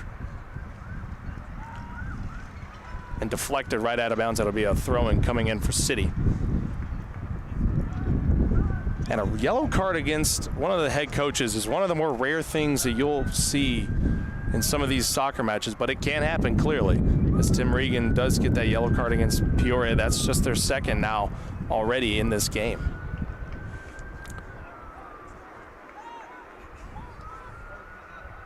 But you have to imagine, Rafael, what will they be able to do to respond after all this adversity that they face in this first half? You know, one thing I personally want to see from them is sort of change the way they've been playing so far. And what I mean by that, play more, change a different formation. Maybe go to like a 4-2-3-1. You have, 4 basically attackers on the pitch. You have your lone striker with basically the center attacking midfielder and 2 wingers. So, because right now what they've been doing so far hasn't been working yet. And the definition of insanity is doing the same thing twice, knowing the exact same result. And for them up to this point, as we're nearly concluding the opening half, they haven't scored yet. Certainly so, and you'd have to imagine. We have had confirmation that there will be about 3 minutes of extra time here in this first half. After those 2 goals by City and a few of those fouls called here in this match, as Peoria City, I should say, trying to make something happen here. That was Alex White, the forward for them, trying to find anybody towards the middle, or a very difficult shot at a hard angle, but that'll be going out of bounds. A goal kick coming up for Jackson Wayman. You would think with the pitch being wider, for Peoria, playing out wide would benefit them. But the problem is, since they're playing out so wide, Wilson is just being the lone striker and hasn't been much of a factor so far, which is because of that, but also how good the center backs for City have been playing up to this point. And certainly so. We've seen these attempts from Alex White as well to get that ball towards the middle, not only for a shot for himself, but also to make an attempt for some of his teammates there and towards the middle, but just really hasn't been quite on target. Their accuracy has been lacking a little bit there in the middle. They need to focus on that a little more as Wayman picks that one up. And if you're Peoria City, you certainly have to go into the locker room at halftime and continue to find ways to change your scheme up a little bit on the attack whenever you can find those forwards pushing down towards the near side or even that far sideline, which hasn't necessarily been used too much by them so far in this match. And then also, no one ever likes to lose, but especially when you lose to the same team twice in a matter of weeks, and for Peoria, they want to avoid that. Absolutely so, and having won just in their last match, 3-1 against St. Charles, you'd have to imagine they would go back to some of those similar tactics, but obviously everything would change in every sort of match that you play. You'd imagine you would see Justin Wilson, one of the goal scorers as well, trying to find any way to get his foot on net. You mentioned, the game against St. Charles for Peoria, how they should be applying the same things they did in their win against St. Charles, but also this is a City team, that is completely different talent-wise than St. Charles. I mean, last week, St. Charles came to the Lionsboro Sports Complex and lost to City 5-1. So ideally for Peoria, you want to apply the same concepts you did, but just the talent difference between both St. Charles and City is night and day. Certainly so, and especially when you take into account that Daniel Sergiev, one of the midfielders for Peoria, number 9 that you'll see on the pitch. He played for Chicago City last season, and we mentioned that as well with Juan Gutierrez having had his second season at this moment. So you wonder if those two would actually be able to battle against each other in this match. We haven't really seen it too much so far since they are friendly with each other, but we'll have to see what happens in that second half as the first half comes to a close. Chicago City SC leads 2-0 against Peoria City. Mark Torellis and Josh Torres are your goal scorers so far in this match. And we will be having our second half broadcast coming up momentarily. But thank you all for watching so far on this Sports Broadcast Solutions broadcast.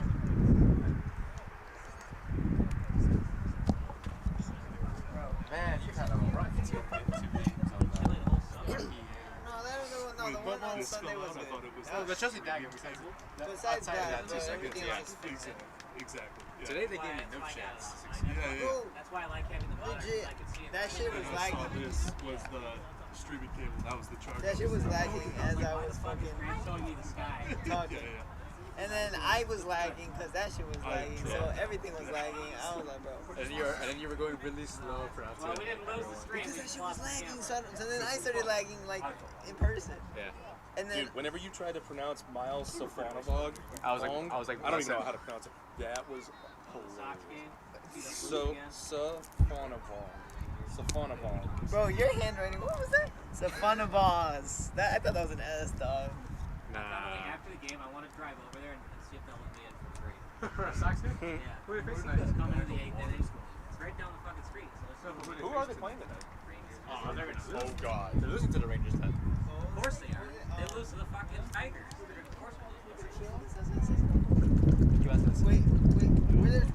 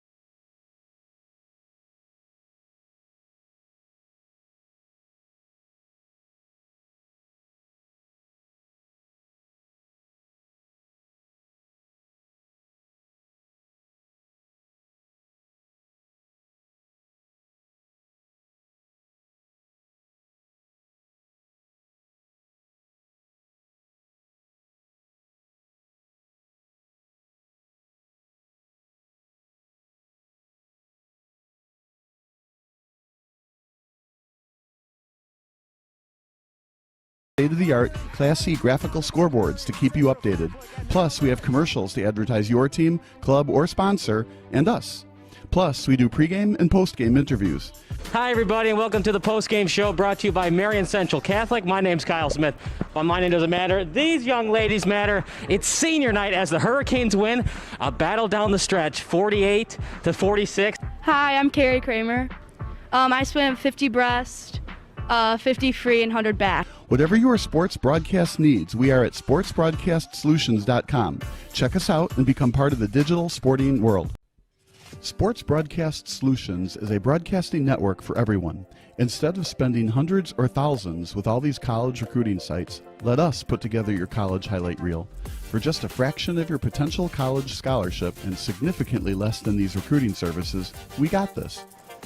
In addition, we put together highlight reels for teams, including high school, your club team, or travel team. My teammate gave me a great pass, and I just took it. The other team slashed me, took the opportunity, saw where the goalie was weak, and I just shot it there. Solon, O'Connor, and Marsh back on defense. And Marsh gets a blowout. We got a breakaway at 2-0. A shot, and a goal! So 3-3. The power play was officially over. Whatever your sports broadcast needs, check us out at sportsbroadcastsolutions.com. Check us out and become part of the digital world. Sports Broadcast Solutions is a broadcasting network for everyone. For those of you who would like to broadcast or live stream your event, or maybe make a highlight tape, but would like a sponsor to fund the event, SBS has a myriad of ways to advertise your sponsor during our broadcasts. We have commercials.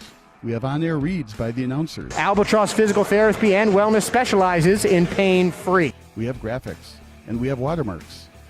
Finally, Sports Broadcast Solutions can create a commercial for you or your sponsor. Whatever your sports broadcast needs, we are at sportsbroadcastsolutions.com. Check us out and become part of the digital sporting world. Sports Broadcast Solutions is a broadcasting network for everyone. For those of you that just want raw footage of your sporting event, but no play-by-play or color commentary, you just need us to live stream video from the event over the internet. We will live stream your event on YouTube on our Sports Broadcast Solutions channel. In addition, we also have a dedicated channel on YouTube for live streaming at SBS Livestream. And if you need multiple channels, we can utilize Facebook Livestream and Instagram Live on our channel as well. Options include commercials from your sponsors, professional scoreboard graphics are still available, and of course, yes, pre- and post-game interviews are available as an option if you want. We've been working really hard this whole summer and stuff. Whatever your sports broadcast needs, we are at sportsbroadcastsolutions.com. Check us out and become part of the digital sporting world. Sports Broadcast Solutions is a broadcasting network for everyone. We broadcast sporting events for people of all ages, including adult leagues, high school leagues, and kids. Complete with professional-looking graphics, broadcasters, color analysis, and commercials. We do pre- and post-game interviews with the players. In addition, Sports Broadcast Solutions does highlight films, including college recruiting reels, highlight films you'd see on sports news programs, and just simply highlight films for fun. Sports Broadcast Solutions also provides raw footage and live streams if you'd like. Subscribe to us and listen to our professional talk videos about relevant topics in the pro and college ranks. Whatever your sports broadcast needs, contact us at sportsbroadcastsolutions.com and become part of the digital world. This is Sports Broadcast Solutions, a broadcasting network for everyone. Check us out at sportsbroadcastsolutions.com and become part of the digital sporting world.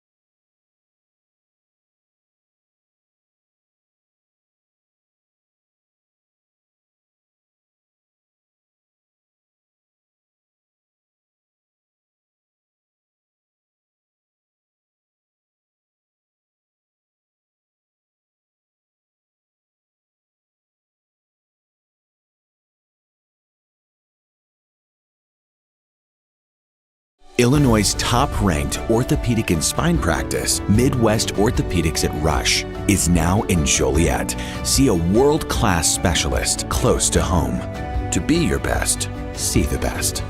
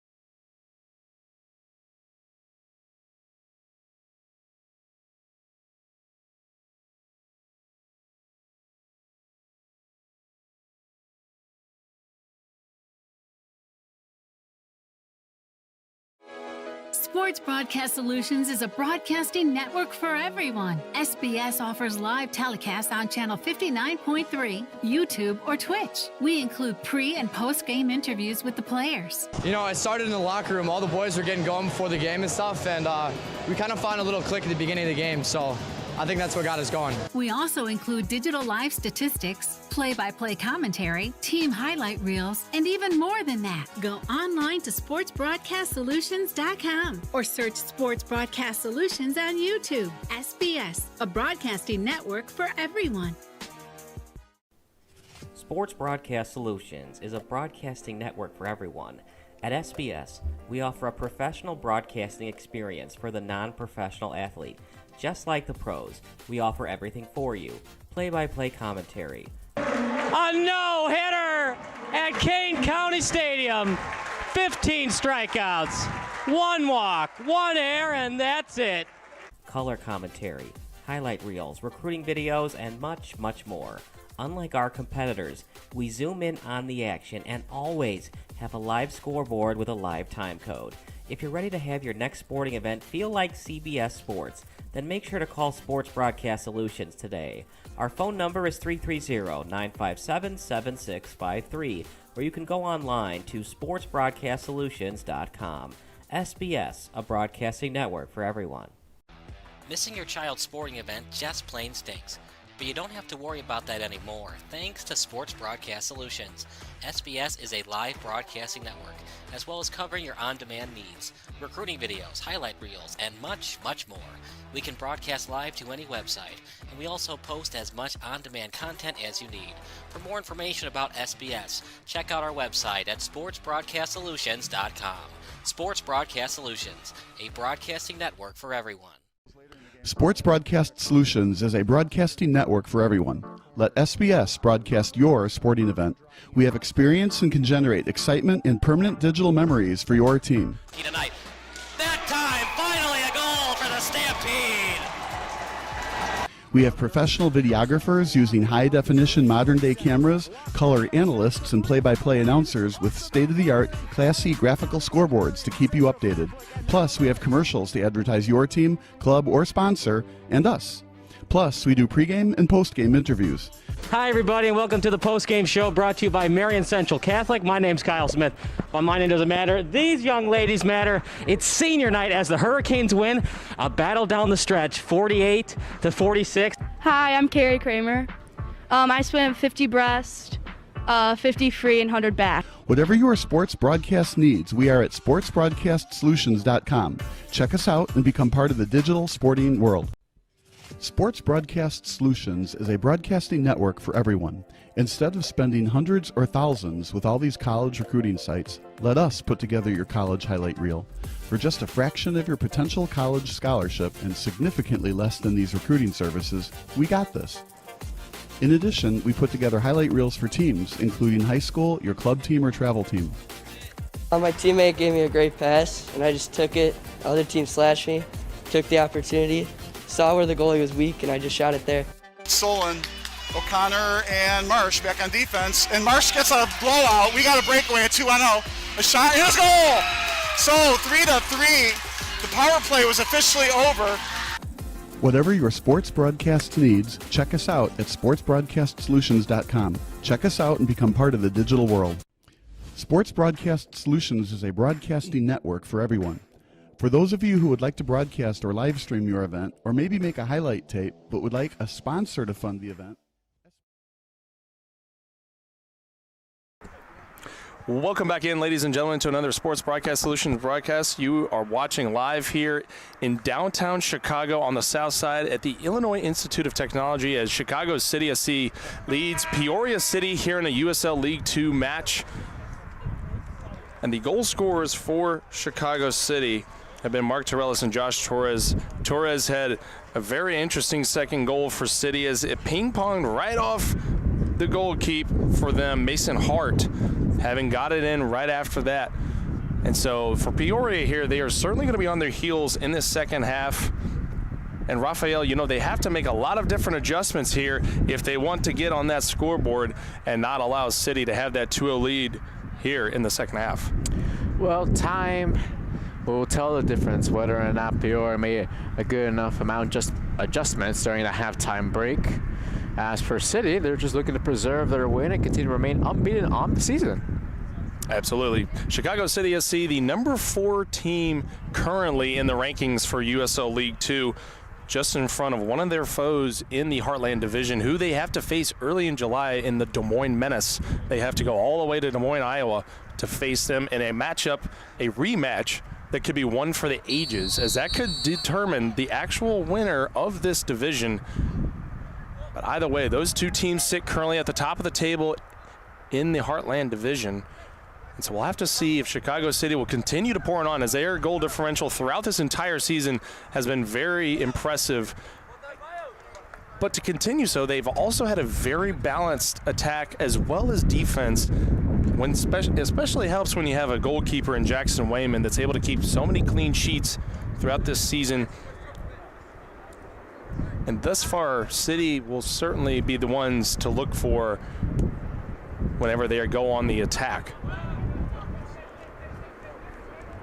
But no subs for either squad to begin this second half. They will continue to work on what they had in the first half. And for Peoria, they certainly need to find more offensive outlets, whether it be from the outside for those sweeping passes across, or any kind of movement from a singular attacker in the middle. Furthermore, you would have thought that Peoria would make substitutions at the half, sort of reinvigorate their team, and get spark some energy, yet they didn't. So let's see if Coach Regan for Peoria made the right decision. Certainly so. And you mentioned earlier in the first half, Rafael, that Peoria City should attempt to even think about maybe switching up their system, whether they go from their 4-3-3, which they started out with, moving into a 4-5-1 possibly, or any other kind of singular attack that might be able to focus on one player to get towards the middle of the net. But they're going to stick with their system at the moment, and they're trying to make another attempt in there. That's a shot over there towards the middle. That's Justin Wilson. That's his third shot now on the match. That one goes wide left on the ground. Wayman didn't need to make too much movement on that one. And you saw right there on the corner right there, Alex White, 14 right there, sort of putting his hands up in frustration at Wilson right there, as he was open for a second. We would have liked to see Wilson release the pass to him, and unfortunately it'll just go down as a missed shot for Wilson. Certainly so. As that ball goes out of bounds, it'll be a throw-in coming up for Peoria City here, looking to continue to attack Jackson Wayman. Peoria City had 5 shots in that first half, and like I mentioned, now Justin Wilson has 3 now. That one will go out of bounds. It's going to be City's throw-in coming in here. But as well, Alex White and Jermaine Turner contributed a shot, as well as Miles Stefanovong for them. And you have to imagine that those 4 players will continue to be the ones to look for on their attack. But City will continue their unrelenting pressure here as they look for more offensive outlets. There is a long pass towards Ernest Bawa on that far side. He tries to make some more fancy footwork, looking for a call, begging for one, but does not get one there. It'll be a kick coming up. Or excuse me, the refs have stopped the play there. And this will be a kick coming up for Chicago. Excuse me, that ball did go out of bounds on Peoria City. So a corner, another one will be coming up for Chicago City SC.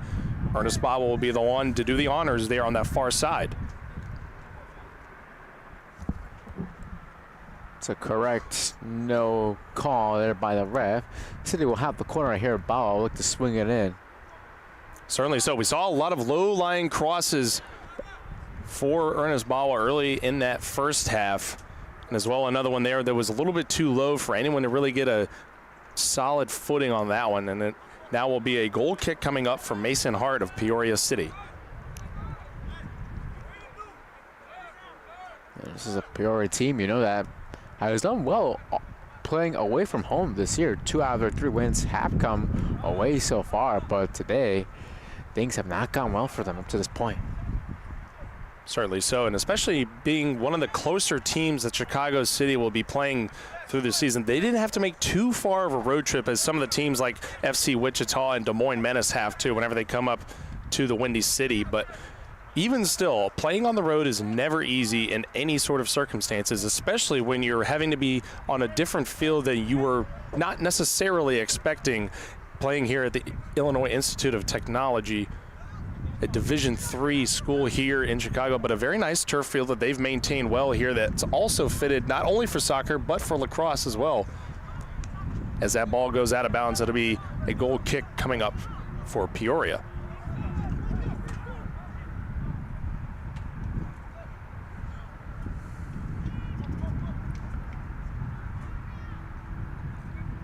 And with the fact that we have no subs, Raphael, you have to imagine that, like we were mentioning earlier, that their scheme's going to have to change in one way or another to be able to get those balls towards Jackson Wayman and put some pressure on him. They had some attempts with Justin Wilson, as he's been the one to really lead that offense in shots thus far, but overall they haven't really had too many other great opportunities. But this could be one right here, as that's picked up quickly by Jackson Wayman. That could have been something there for Alex White to have another second shot opportunity. City will now keep pushing it up here on the near side. That'll be Cade Hagan pushing it back to Juan Gutierrez, the captain for City.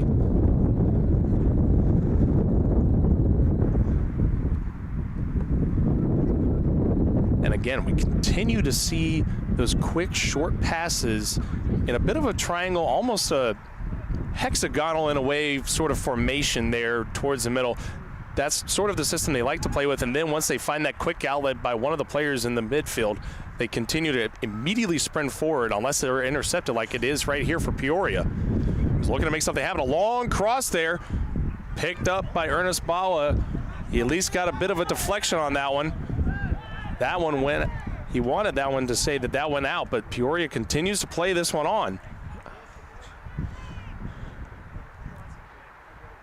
The momentum is clearly with Peoria. Another sweeping cross towards the middle is deflected there by Juan Gutierrez. And now it'll be a tussle on the far side of the pitch. Clearly the shots are coming now for Peoria. They've now found ways to get those through crosses. When you have someone like Cade Hagan here in the forward attack, he is a dangerous player to have to go against here. Now setting up a cross there that was blocked immediately. City still now retains the possession here in the middle.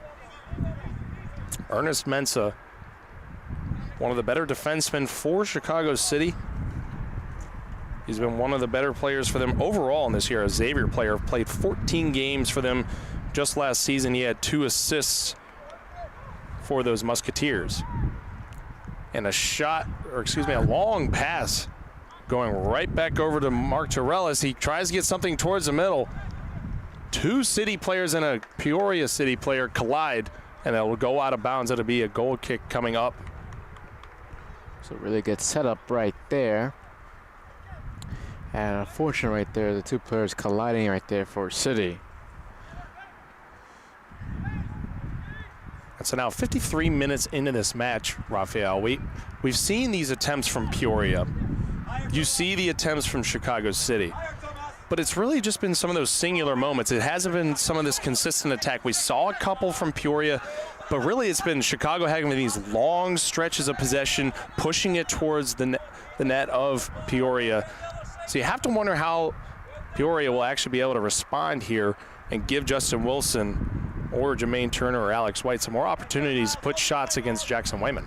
Well, as that ball goes out of bounds. Well, they've had opportunities. The problem is they haven't had quality opportunities. They've had several opportunities in terms of quantity, but not quality. And that's what they've been lacking so far throughout this entire game.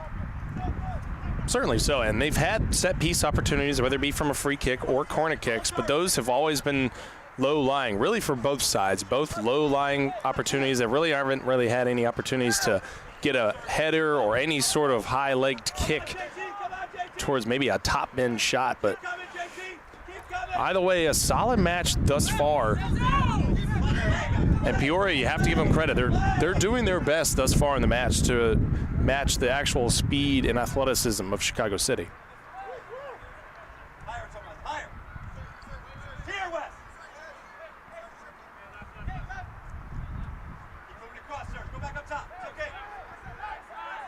Now resetting, that was Wesley Gibson giving it over to Mason Hart. They're passing it through in the back line, trying to find some midfielders there, but are not able to do so as Chicago gets in front of that one. It's just going back and forth now on that far side. Wilson, one of the dangerous players for Peoria to have right there, picked up immediately by Juan Gutierrez.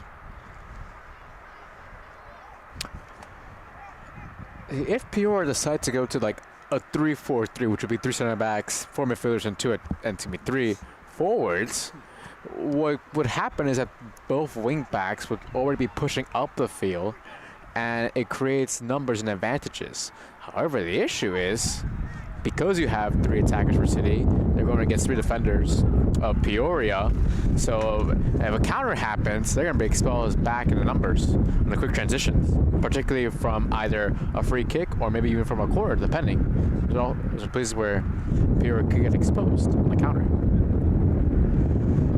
And especially with all the throw-ins that we've seen throughout this match as well, you'd have to imagine that they would take advantage of some of those opportunities to quickly throw it in and move far down the field as much as they can with some of those speedy players, because Peoria certainly does have the athleticism to keep up with Chicago at times, but clearly the forward attack by the Lions is a little bit too much for them to have to deal with, as there's a shot saved by Peoria, pushed wide left there. That was Ernest Bawa there, trying to make something happen. A good attempt for them. A corner is coming up for Chicago City here on the near side. Well, it's a good save by Hart, but Hart afterwards is immediately frustrated with his team, particularly his back line right there, not getting closer to the ball right there when Bawa took the shot. He wants his players to sort of come up closer and challenge Bawa. And City trying to make something happen. He couldn't find really any sort of open lane to shoot there. That was a far shot attempt there by Mark Torellis. But not really able to get anything going there. Excuse me, that was Josh Torres that was attempting that last shot that went out. And so now Peoria attempting to make something happen, pushing far into the defense of Chicago, but met immediately. Didn't quite have enough great positioning. That one's pushed a little bit too far. And screaming down the far side of the pitch, that's Oscar DeWeso, pushing it over. Trying to find anyone there in the middle. Bawa now has it a shot. Hit immediately off Thomas Manayer, who's visibly in pain after that screamer was taken to the back of him.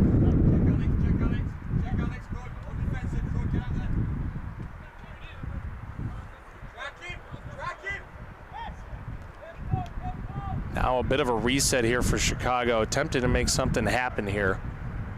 Looking for any open players that they can. Peoria having a good tussle over there in the middle. That's with Oscar DeWeso as well as Jonas Steckley. But now if you're City, you clearly do have these opportunities to shoot and score. But how they will do it remains to be seen, as there's a long cross there that's pushed out of bounds. Ernest Mensah tried to find somebody for the Lions in the middle, but a good header there for Peoria to keep that one out. Another corner is coming up here on the near side for Chicago. And again, Rafael, we see all these low-line corner kicks. What are some of the other methods that Chicago could attempt to use, as they've had all these great opportunities to score?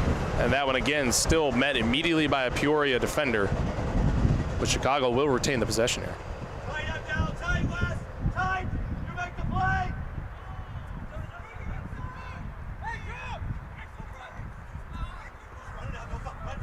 Peoria trying to make anything happen there is just pushed a little too hard towards Daniel Sergiev, one of the former Chicago City players who played for the Lions just last season in their first pre-professional season. You know, Austin, you were mentioning earlier about what some things City can do.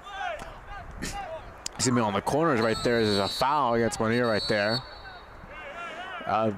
Back to what I was gonna state beforehand, was some things we could see from the corners. We could see a high trajectory corner, arc sort of, in which you want to use your tallest players on the pitch to sort of jump up, use their height and elevation. No, you're exactly right. And that's certainly something that they should look for whenever they're trying to make these attempts happen. But you see Cade Hagan going against Thomas Maneer there. That was a heady attempt by him to get that foul called, and another booking for Peoria. That's their third yellow card in this match.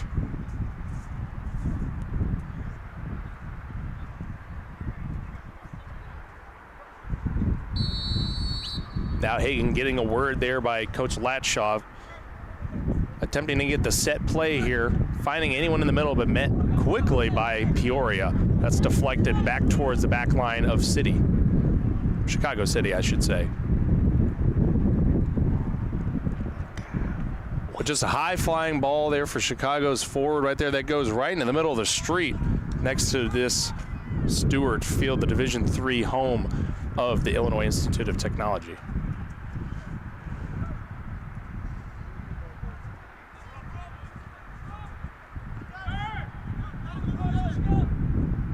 .61 minutes into this match. Chicago City leads 2-0 here against Peoria City. It's been a very solid match throughout. Peoria has had their moments in which they've been able to find some quality chances, but overall they haven't been as much as they've actually been able to want. But you have to imagine they're going to be able to try and find anything else. Here's a long cross that just was pushed too far and away. Certainly a little too much. He certainly chipped that one a bit too far, Raphael. Well, I mentioned, like the first half, what something Peoria should do is they started, crossing the balls into the box, and it did right there. And the problem is right there with Manier's cross is just that he put too much power behind the cross, and it went past everyone and behind the net. So the idea was good. The execution, however, was a completely different story.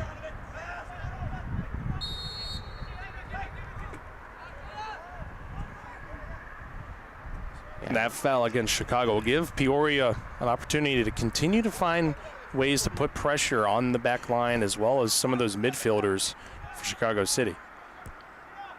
We'll have to see if they can put some more of those crossing balls into more accurate positions than they were able to do earlier in this match, as Wilson's not able to handle that one. Chicago could go on a quick attack here, but they elect not to and play a little bit more smartly conservative play here, because they don't have to worry about too much pressure to apply, as they already are up 2-0 here in this match. As a tough tackle's made there by Oscar DeWeso for Chicago City, he is booked.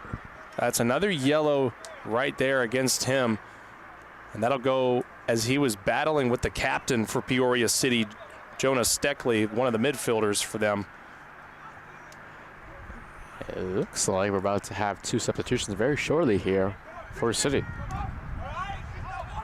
The next stoppage in play, there will be two subs for Chicago City, and it looks to be it will be Lucas Ender being one of those players for City, as well as Andrew Schweiner. But now Peoria lining up here in the middle. They have yet another opportunity. They have a lot of those players on the far side pushed over there, looking to make any sort of attempt against Jackson Wayman to find a way to cut the lead in half. Long cross far and away. Can't find any receiver on that pass. Peoria will retain that one, but met quickly by Dylan Banker on that defensive line for City. Julian Cisneros passed it far away to Ernest Bawa. Now finding Trellis, but just too much of a quick pass there. Peoria picks that one up easily. And although I did like that attempt for Peoria, trying to find someone over on that far side of the box, they really just couldn't quite capitalize on getting someone to have solid contact there on a header. You were mentioning earlier about City, how they were playing a little bit more, slow, a little more conservative. The last thing you want to do, though, for City is let your guard down and start playing too slowly. It doesn't look like that's going to be the case right here.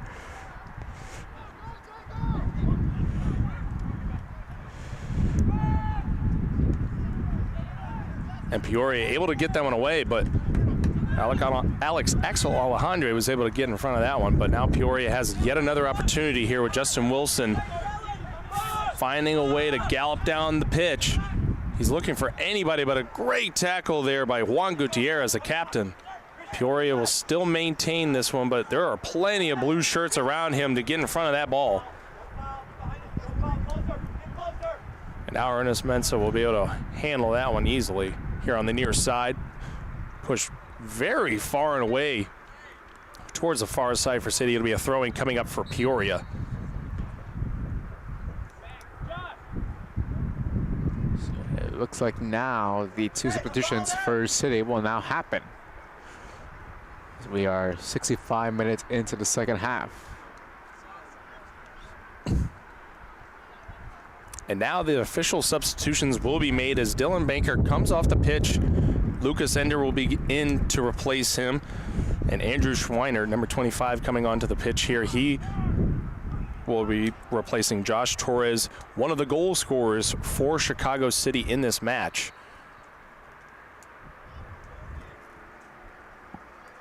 And rightfully so, he gets some well-deserved rest after a very impressive match thus far. Now City having to play a little bit of keep away there. That one's pushed out of bounds. It'll be a corner coming up for Peoria. Yet another one for them. You have to imagine, Rafael, that with this opportunity that they have to find a way yet again to get this set piece in towards the middle and not have to worry really too much about those headers really for them, as those have really been some of their calling cards thus far in the match. You would think that they would be able to push the ball towards the middle by keeping it on the ground, but they try and find something in towards the middle. A long crosser met quickly by a City defender, pushed out towards the near side of the pitch. Peoria will retain this one. Looking to go back across the other way. That's quickly met on the far side by Cisneros, headed away.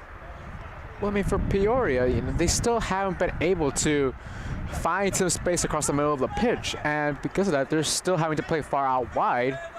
And City, that's the type of style that they want their opponents to play, and so far they have worked it to perfection. Certainly so, and a big steal there for Peoria. A shot attempt there blocked immediately. That was Miles Stefanovong attempting to get another Peoria shot, and a very quick throw-in on the far side is intercepted right there on the far side by City. That was Cisneros yet again on the defensive back line there. You talked earlier, Austin, about how Peoria should start doing quick throw-ins right there, and you saw they were trying to do that right there, but you credit the City, though, for their reaction time and awareness of the situation in hand. So now after this stoppage here, the throw-in will occur on that far side as they were trying to get that ball back to the City player as they direct him more towards the area in which it went out. And a quick, tough slide tackle there made by Oscar DeWeso. Both he and another Peoria player are down here, and it looks as if there will be a red card, or excuse me, one of the cards will be given. He hasn't made a distinction yet there, one of the head referees in this match.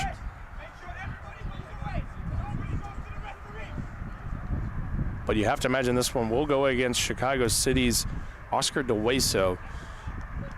Now, which color it will be remains to be seen, as he has not lifted it, but it looks like he does have the yellow in his hand. And elects.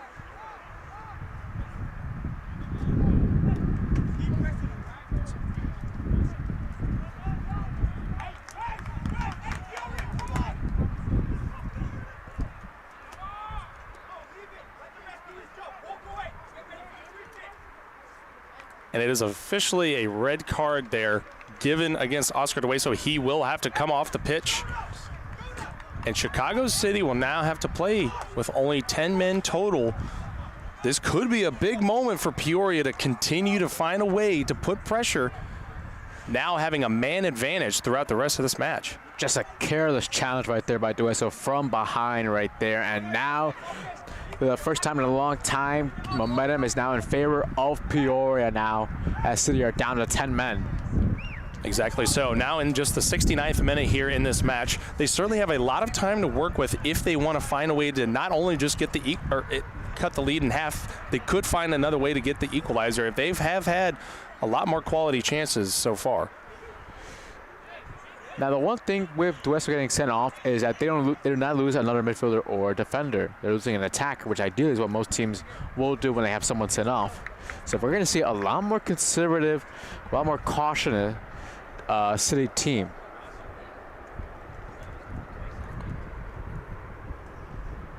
Certainly so.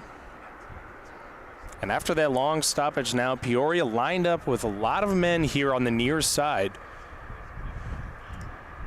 Nearly 8 men towards the near side of the box.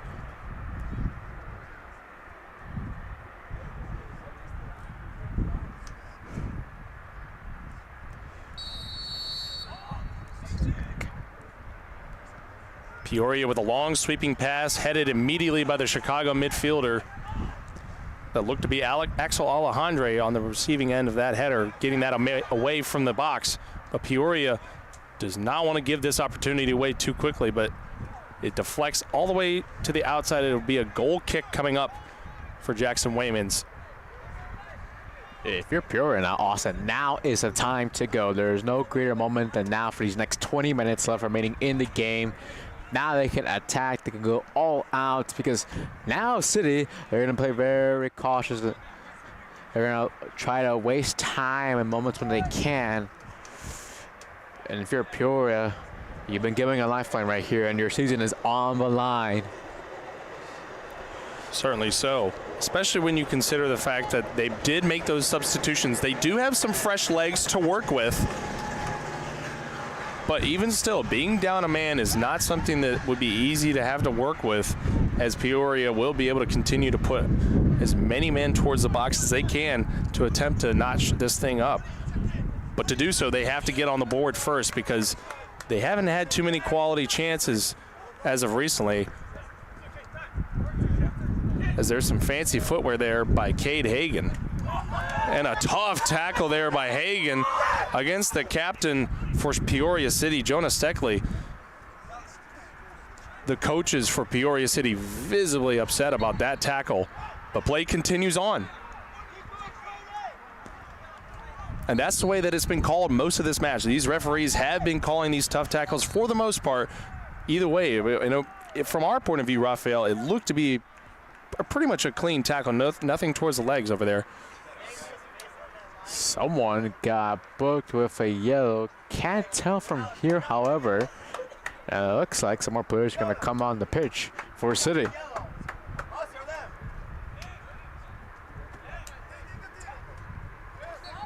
So the yellow card does go against Chicago City.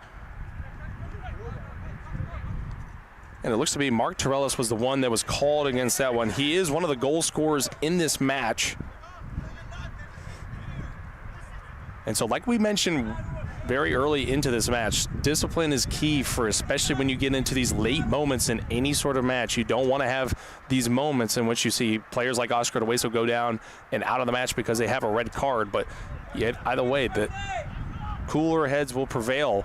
We'll have to see who else could possibly be getting another yellow card after all these tough tackles. You can see the aggression, although it's getting later in this match, you can still see the aggression continue to build for either side, as there will be a big platoon swap coming up here for Chicago City. Well, remember, though, you go back to their first home game of the year against Springfield Athletic. This is the same City team that finished with 9 men, while Springfield finished with 10. So this has been an issue that, you know, City has had. A long header, one of the best opportunities of the day there for Peoria City. That was Daniel Sergeyev. He could have been the one to cut the lead in half for them, but does not do so. One of the better opportunities, pushed wide left of the net, 74 minutes into this match. So there will be substitutions made here for Peoria and Chicago as well. We will be seeing Sam Moore swap in for Wesley Gibson as well. We'll also see Noah Madrigal come in for Peoria City's Justin Wilson, one of the better offensive players who's had 3 shots thus far in this match. And for Chicago, we'll see 3 players come on, and we'll see 3 players go off. Coming onto the pitch is Merrick Gonda, as well as Adrian Lara and Michael Rogalski. Coming off for them is Ernest Mensah, as well as Cade Hagan, one of the better defense or forwards for City. as well as Julian Cisneros, who's been one of the stellar pieces for City thus far in this match, having a lot of interceptions, too many to count from up here, but certainly a key player throughout this whole match. Now with all these fresh bodies, Rafael, how did both teams respond? Well, for City, you make the substitutions, particularly defensively, as a foul is committed against Peoria. So for City, you want the substitutions defensively just to keep your players up fresh, and not only that, considering how Peoria, the remainder of this game, is going to go all out attacking. As for Peoria, you're looking for a spark so far. You know, we talked about how Justin Wilson for them, you know, he has not been a major factor for them all game long. So making the switch to Noah Madrigal right there, number 17, and Sam Moore, 16. So they're looking for something here late in the going. And a sweeping pass over there by Chicago. A crosser could have been something there. Another shot. That was Ernest Bawa. That goes wide right there, deflected off a Peoria player. It'll be another corner kick coming up for Chicago City.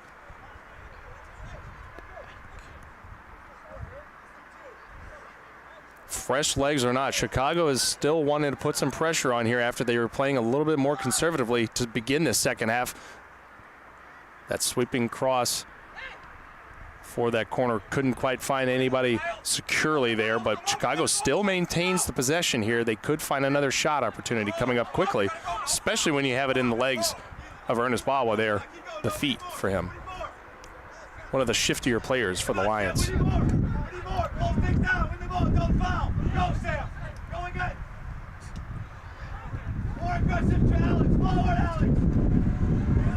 And now we certainly see some aggression here for Peoria, trying to find someone there towards the middle. It's one of those subs, Noah Madrigal.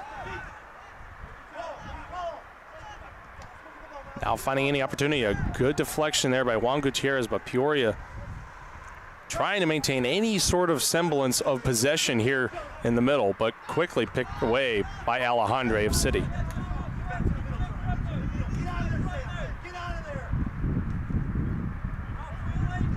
And smartly, Peoria regroups here, trying to find any sort of momentum that they can to continue pushing the ball forward as much as they can, Rafael. And with these new subs, you were mentioning earlier, obviously these fresh legs are going to be able to have especially a different eye, a different way of going about finding attacking lanes. How else can we see them try and work against this stout Chicago defense?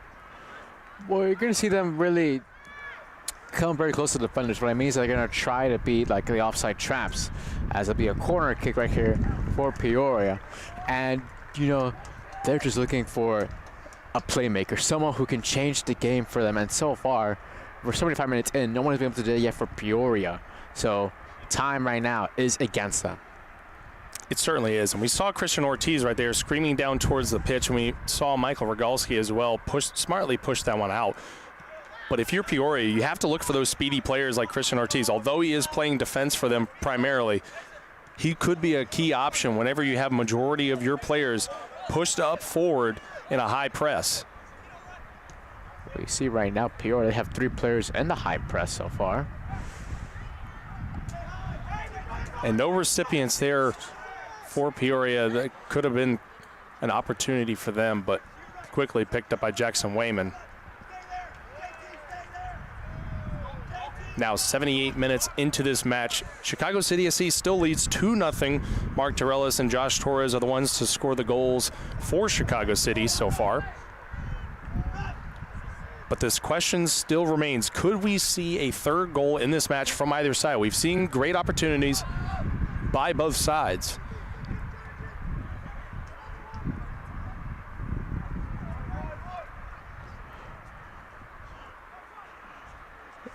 But with all these fresh legs now on the pitch, you have to wonder if any of these players, these substitutes, could become super subs and notch a goal here.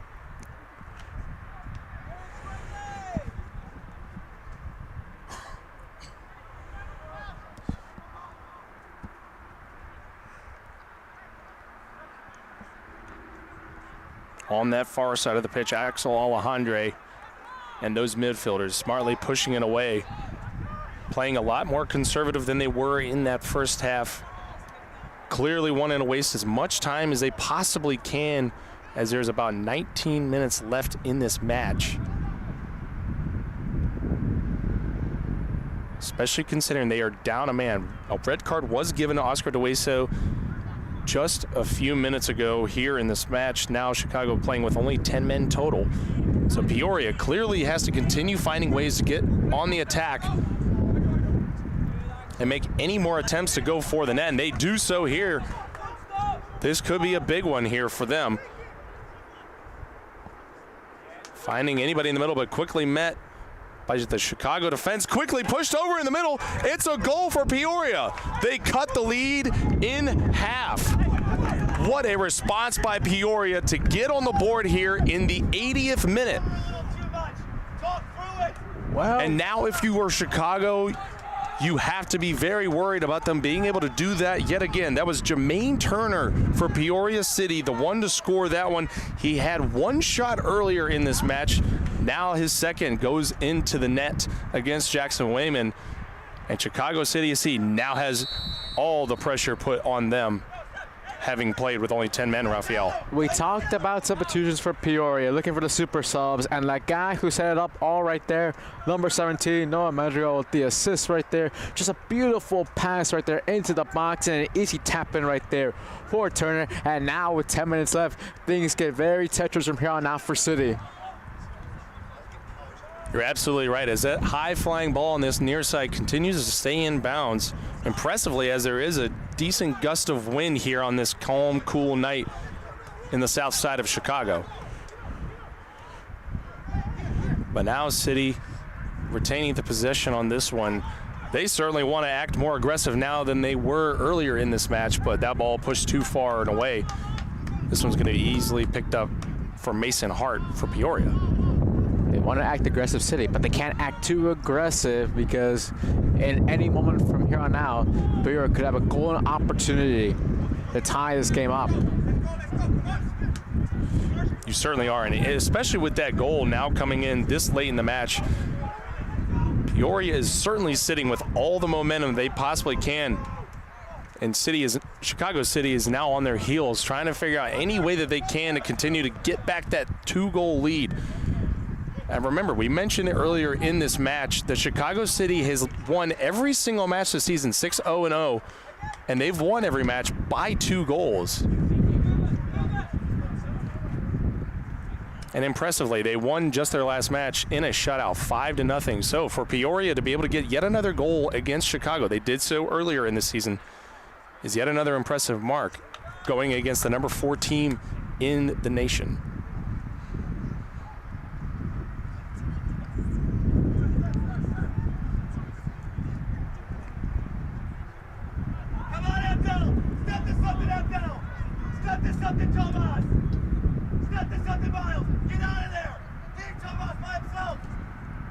And clearly you can hear Peoria's coach right there yelling at his players, giving them any sort of direction to try and get in front of those passes and not allow Chicago to continue finding momentum towards their own net. But for Peoria, you have to wonder what else they will be able to do to continue to find another way to possibly equalize this match, as they do have a substitute waiting here on the near sideline. That'll be Mitch Cofton. That'll be coming in later in this match whenever there's the next stoppage.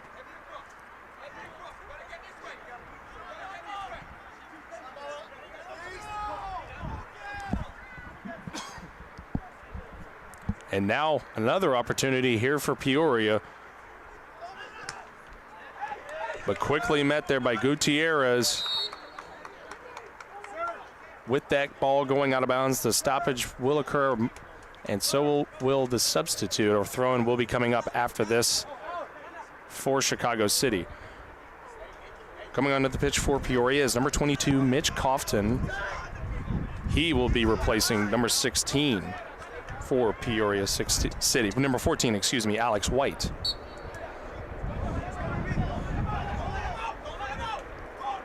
That's another attacking substitution right there for Peoria. They're looking for those fresh legs, and so far they have 3 right up front. A close situation right there for Wayman. Certainly so, and you can tell how much more aggressively Peoria has been playing thus far in the match, especially whenever some of the back line for Chicago City has pushed the ball back towards Wayman so he can get some of those longer kicks. They've been going immediately towards him to put as much pressure as they can on him to not allow any sort of room for easy passes. But now Peoria's Christian Ortiz, one of those speedier players for them that plays on the defense. If he gets another opportunity with the ball, he could be a scary player to have to face against for Chicago. But that long pass attempt intended for Ernest Bawa, couldn't quite find him there. Hart picks that up easily.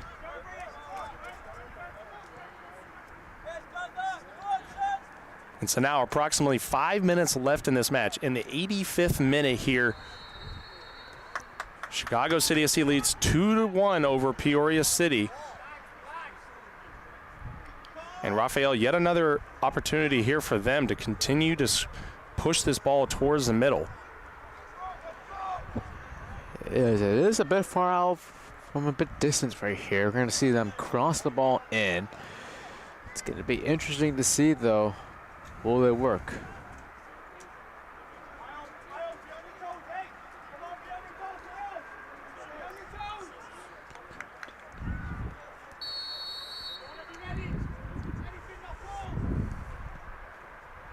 A high flying kick towards the far side. He couldn't quite find anyone there. That was intended for Miles Stefanovong. He could have been the one to retain the possession there, but it was just too far and away. You see that a lot for some of these Peoria players, those high flying kicks that don't necessarily have their intended target right where they want to. And Raphael, whenever you see some of those passes, what is going through the mind of some of those players that are looking for these sort of long, high-arching passes towards the middle of the box? Well, you're usually looking for your tallest players on the pitch to contribute in that sense, to heading the ball upward, take advantage against the smaller city team and overall the size and height right there. And it's interesting to see just how different both teams have been playing so far in that sense. You know, City, a lot of low crosses, and then for Peoria, a lot of high arcing crosses. Absolutely, and even though both teams are playing in those 4-3-3s that we mentioned earlier, you can tell the difference between those two about how they want to go about this with some of those high arching passes. With Andrew Schweiner, the one being there in the middle, passing it over towards Lucas Ender, one of the subs for City.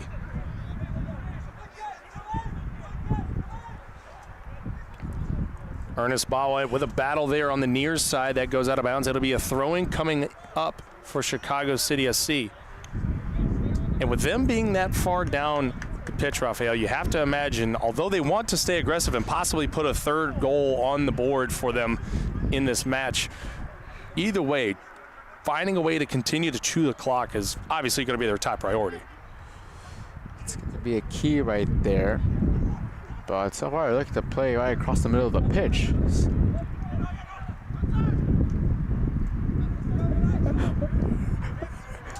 And now Schweiner with almost a dangerous looking pass there towards one of the other subs, Michael Rogalski.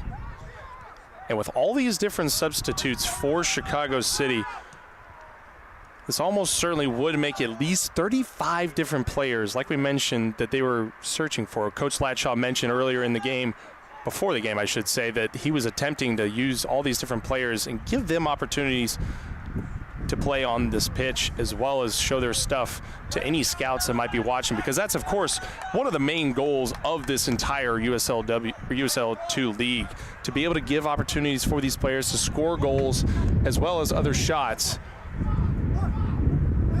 and prove why they want to keep playing on at the next level or continue to push the envelope of possibly moving up from a Division II to a Division I school. But Peoria's Thomas Monayer was clearly upset there that he didn't get the ball fast enough to be able to put that in. But they are going to have to move very quickly now, as it's already approaching the 89th minute here in this match. Chicago leads 2-1 over Peoria. But an opportunity here for Peoria, pushing it far into the box. A good tackle there made in the middle. It'll be another corner kick coming up for Peoria. It appears we might have more substitutions upcoming in the next stoppage here for Peoria. And that was an absolute great tackle there by Adrian Lara for City. And another interception made there by Ernest Bawa, but Peoria finds it. Sweeping pass in the middle, that could have been a dangerous opportunity there. But quickly kicked away by Chicago. ping-ponging. Clearly Peoria attempting anything that they can to possibly eke out even a draw here, as they do have 2 subs waiting if there is another point in stoppage. But the captain, Jonas Steckley for Peoria, maintains that one, trying to find any of his players far in the middle. An opportunity for Peoria and a shot, and it's in! They have equalized in possibly the final minute in this match, in the 90th minute. It is Chicago 2, Peoria 2 here in this match.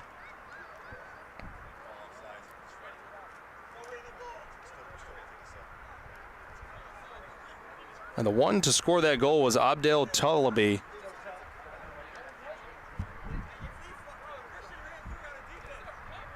And so now some of the Chicago players as well as Peoria are trying to understand whether or not that this could have possibly been offsides, as some of the referees are having discussion there on the far side of the pitch.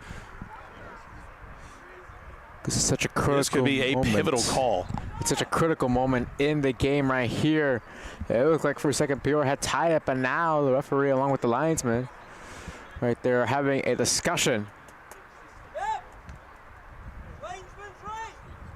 And clearly you can understand why they would want to be taking their time on this call. This could be massive. Not only for Chicago, but also for Peoria. The perfect 6-0-0 mark for Chicago could have a draw next to it if this does indeed end up being a good goal. And for Peoria, they could earn a very large point. And it is ruled no goal. It is ruled offsides.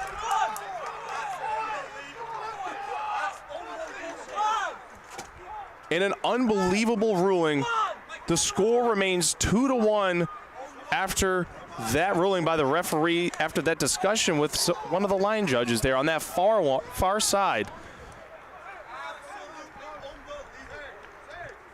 One of the assistants for Peoria absolutely fuming right there along with the rest of the bench for them. A controversial decision made right here. And for Peoria, what looked like was going to be sheer jubilation, tying things up, has now turned into heartbreak here.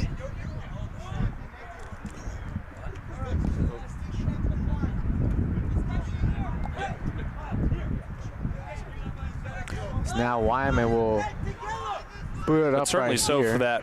for that shot attempt, Rafael. You have to give Peoria City credit. That was an amazing attempt by them to be able to get in front of the net, but it just couldn't have been after the referees ended up ruling it offsides, and it looks to be 3 minutes of added time will happen here in this match.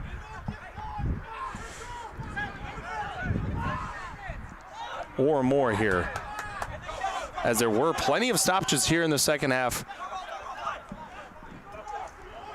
And so now it still remains Chicago City SC 2, Peoria City 1. And the second goal that could have been for Peoria was called offsides, and there will in fact be 8 minutes of added time here in this second half. So certainly still plenty of opportunities left for Peoria City to be able to get more shots on net and possibly attempt to tie this thing back up yet again, but they obviously have to keep that offsides call in the back of their minds, as there's a tough tackle made by Peoria. Called against them there.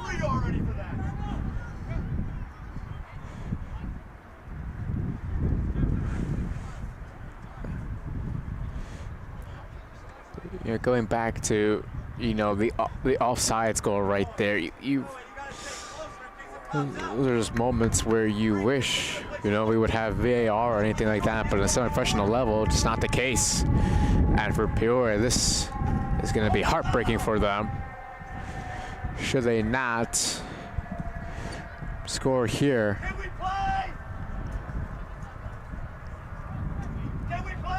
Yes. And so now some confusion here as to where they will actually be able to start this one, but it does get going yet again. Chicago City remaining with this one, pushing it towards the net. But there are plenty of black shirts on that far side of the pitch that could be able to move that ball yet again quickly towards Jackson Wayman.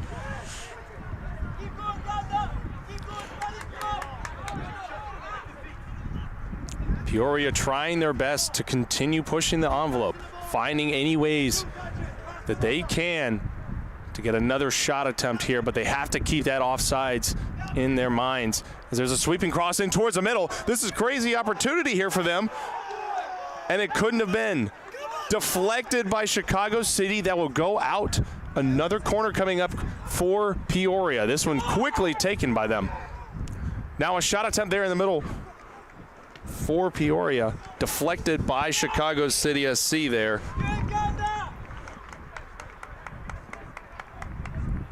On that shot attempt, that was Sam Moore for Peoria City, but clearly Peoria having all the momentum here, needing that second goal to attempt to get a draw at the very least here in the dying moments of this match. And before the quarter right there, some of the Peoria bench were looking for a potential foul inside the box and a handball, and they weren't giving it to him, and they are just livid right now.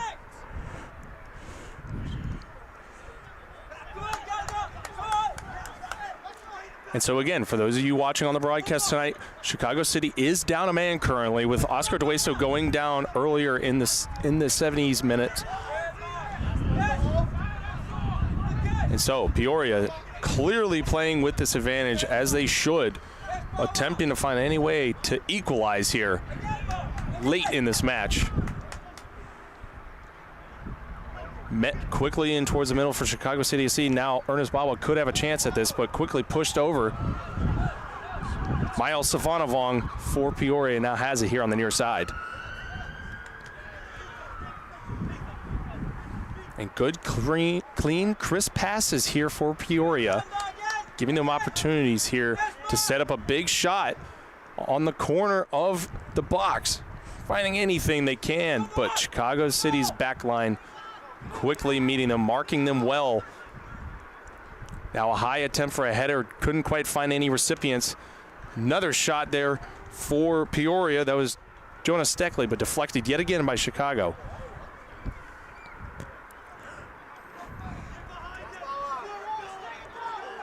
Now Chicago playing it on that far side of the pitch, but quickly lost there. That was Merrick Gondo, one of the better players for Chicago. He has not played in any pre-professional soccer for about 12 days. He's had some days off due to rest and recovery. Now Peoria pushing it back towards the middle, but smartly found and chipped away by Alec Alejandre there in the middle.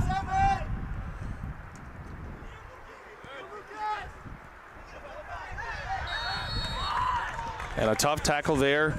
Chicago City will have the possession on this one. Now City will look to try to waste more time right here, as time is slowly ticking away for Peoria. And Rafael, if you're Peoria, you have to be proud with the attempts that you've had, considering the way that you played in the first and earlier in the second half, where it was methodical play with some quality chances, but there weren't quite too many opportunities for them to have these bigger shots right in towards the middle of Jackson Wayman in that net.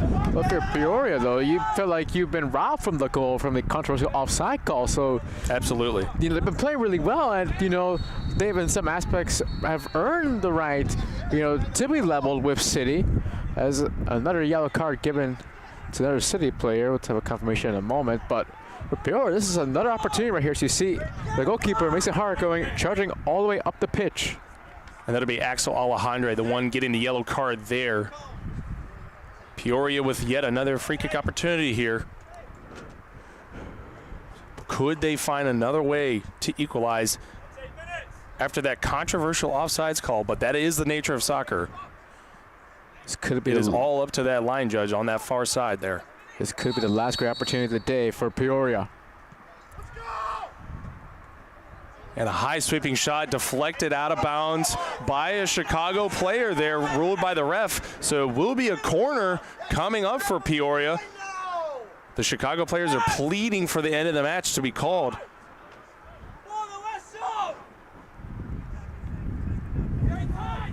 Another corner for Peoria, pushed towards the middle. High arcing shot attempt sweeping pass. That was their goalkeeper on that attempt, Mason Hart, but it goes out of bounds, and that will do it. Chicago City SC wins 2-1 here at the Illinois Institute of Technology on the south side of Chicago. An impressive end of the match attempts for Peoria City were for naught as they lose here and go to 3-4 on the season, and Chicago City SC continues to be one of the only unbeaten teams in all of United Soccer League League 2 play, now 7-0-0 on the season. And what a game it was, Raphael. It was an intense end to the game. It was not pretty in the end for City, but they remain unbeaten on the year and still controlling their destiny to finish first in the Heartland. As for Peoria, this is pretty much the end of their season in the sense of making it to the top 2 in the Heartland division. But man, what a tough way to go out here today on a controversial offside call right there. It certainly was, but an incredible match there for the number 4 team in the nation for Chicago City SC. They win yet another match here, and we thank you all for listening to the Sports Broadcast Solutions broadcast. I'm Austin Wright. He's Rafael Gutierrez Gonzalez, and as well Grant Harrison on the camera, as well as Kyle Smith doing the stat crew right behind us. Thank you all for watching.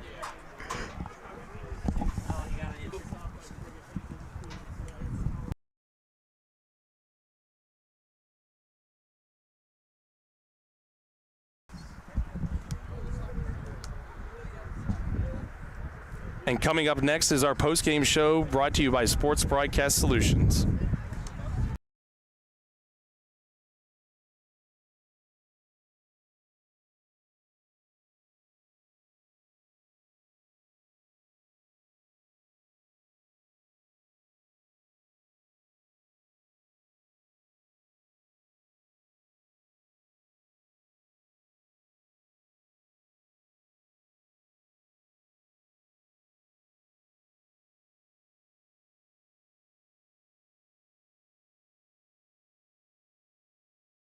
Play-by-play commentary, team highlight reels, and even more than that. Go online to sportsbroadcastsolutions.com or search Sports Broadcast Solutions on YouTube. SBS, a broadcasting network for everyone.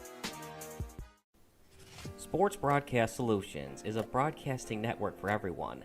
At SBS, we offer a professional broadcasting experience for the non-professional athlete. Just like the pros, we offer everything for you. Play-by-play commentary. A no-hitter at Kane County Stadium. 15 strikeouts, 1 walk, 1 error, and that's it. Color commentary, highlight reels, recruiting videos, and much, much more. Unlike our competitors, we zoom in on the action and always have a live scoreboard with a live time code. If you're ready to have your next sporting event feel like CBS Sports, then make sure to call Sports Broadcast Solutions today. Our phone number is 330-957-7653, or you can go online to sportsbroadcastsolutions.com. SBS, a broadcasting network for everyone. Missing your child's sporting event just plain stinks. But you don't have to worry about that anymore, thanks to Sports Broadcast Solutions. SBS is a live broadcasting network, as well as covering your on-demand needs, recruiting videos, highlight reels, and much, much more. We can broadcast live to any website, and we also post as much on-demand content as you need. For more information about SBS, check out our website at sportsbroadcastsolutions.com. Sports Broadcast Solutions, a broadcasting network for everyone. Sports Broadcast Solutions is a broadcasting network for everyone. Let SBS broadcast your sporting event. We have experience and can generate excitement and permanent digital memories for your team. Tonight. That time, finally a goal for the Stampede! We have professional videographers using high-definition modern-day cameras, color analysts, and play-by-play announcers with state-of-the-art, classy graphical scoreboards to keep you updated. Plus, we have commercials to advertise your team, club, or sponsor, and us. Plus, we do pregame and postgame interviews. Hi, everybody, and welcome to the post-game show brought to you by Marion Central Catholic. My name's Kyle Smith. But my name doesn't matter. These young ladies matter. It's senior night as the Hurricanes win a battle down the stretch, 48-46. Hi, I'm Carrie Kramer. I swim 50 breast, 50 free, and 100 back. Whatever your sports broadcast needs, we are at sportsbroadcastsolutions.com. Check us out and become part of the digital sporting world. Sports Broadcast Solutions is a broadcasting network for everyone. Instead of spending hundreds or thousands with all these college recruiting sites, let us put together your college highlight reel. For just a fraction of your potential college scholarship and significantly less than these recruiting services, we got this. In addition, we put together highlight reels for teams, including high school, your club team, or travel team. My teammate gave me a great pass, and I just took it. The other team slashed me, took the opportunity, saw where the goalie was weak, and I just shot it there. Solon, O'Connor, and Marsh back on defense. And Marsh gets a blowout. We got a breakaway at 2-0. A shot, and it's goal! So 3-3. The power play was officially over. Whatever your sports broadcast needs, check us out at sportsbroadcastsolutions.com. Check us out and become part of the digital world. Sports Broadcast Solutions is a broadcasting network for everyone. For those of you who would like to broadcast or live stream your event, or maybe make a highlight tape, but would like a sponsor to fund the event, SBS has a myriad of ways to advertise your sponsor during our broadcasts. We have commercials. We have on-air reads by the announcers. Albatross Physical Therapy and Wellness specializes in pain-free. We have graphics, and we have watermarks. Finally, Sports Broadcast Solutions can create a commercial for you or your sponsor. Whatever your sports broadcast needs, we are at sportsbroadcastsolutions.com. Check us out and become part of the digital sporting world. Sports Broadcast Solutions is a broadcasting network for everyone. For those of you that just want raw footage of your sporting event, but no play-by-play or color commentary, you just need us to live stream video from the event over the internet. We will live stream your event on YouTube on our Sports Broadcast Solutions channel. In addition, we also have a dedicated channel on YouTube for live streaming at SBS Livestream. And if you need multiple channels, we can utilize Facebook Livestream and Instagram Live on our channel as well. Options include commercials from your sponsors, professional scoreboard graphics are still available, and of course, yes, pre- and post-game interviews are available as an option if you want. We've been working really hard this whole summer and stuff. Whatever your sports broadcast needs, we are at sportsbroadcastsolutions.com. Check us out and become part of the digital sporting world. Sports Broadcast Solutions is a broadcasting network for everyone. We broadcast sporting events for people of all ages, including adult leagues, high school leagues, and kids. Complete with professional-looking graphics, broadcasters, color analysis, and commercials. We do pre- and post-game interviews with the players. In addition, Sports Broadcast Solutions does highlight films, including college recruiting reels, highlight films you'd see on sports news programs, and just simply highlight films for fun. Sports Broadcast Solutions also provides raw footage and live streams if you'd like. Subscribe to us and listen to our professional talk videos about relevant topics in the pro and college ranks. Whatever your sports broadcast needs, contact us at sportsbroadcastsolutions.com and become part of the digital world. This is Sports Broadcast Solutions, a broadcasting network for everyone. Check us out at sportsbroadcastsolutions.com and become part of the digital sporting world.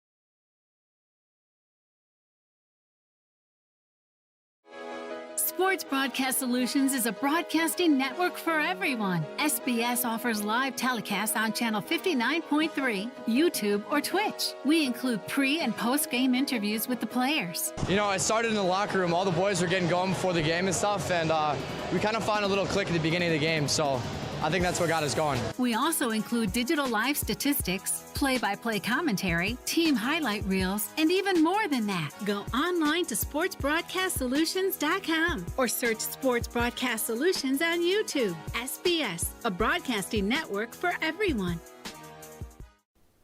Sports Broadcast Solutions is a broadcasting network for everyone. At SBS, we offer a professional broadcasting experience for the non-professional athlete. Just like the pros, we offer everything for you. Play-by-play commentary. A no-hitter at Kane County Stadium. 15 strikeouts, 1 walk, 1 error, and that's it. Color commentary, highlight reels, recruiting videos, and much, much more. Unlike our competitors, we zoom in on the action and always have a live scoreboard with a live time code. If you're ready to have your next sporting event feel like CBS Sports, then make sure to call Sports Broadcast Solutions today. Our phone number is 330-957-7653, or you can go online to sportsbroadcastsolutions.com. SBS, a broadcasting network for everyone. Missing your child's sporting event just plain stinks. But you don't have to worry about that anymore, thanks to Sports Broadcast Solutions. SBS is a live broadcasting network, as well as covering your on-demand needs, recruiting videos, highlight reels, and much, much more. We can broadcast live to any website, and we also post as much on-demand content as you need. For more information about SBS, check out our website at sportsbroadcastsolutions.com. Sports Broadcast Solutions, a broadcasting network for everyone.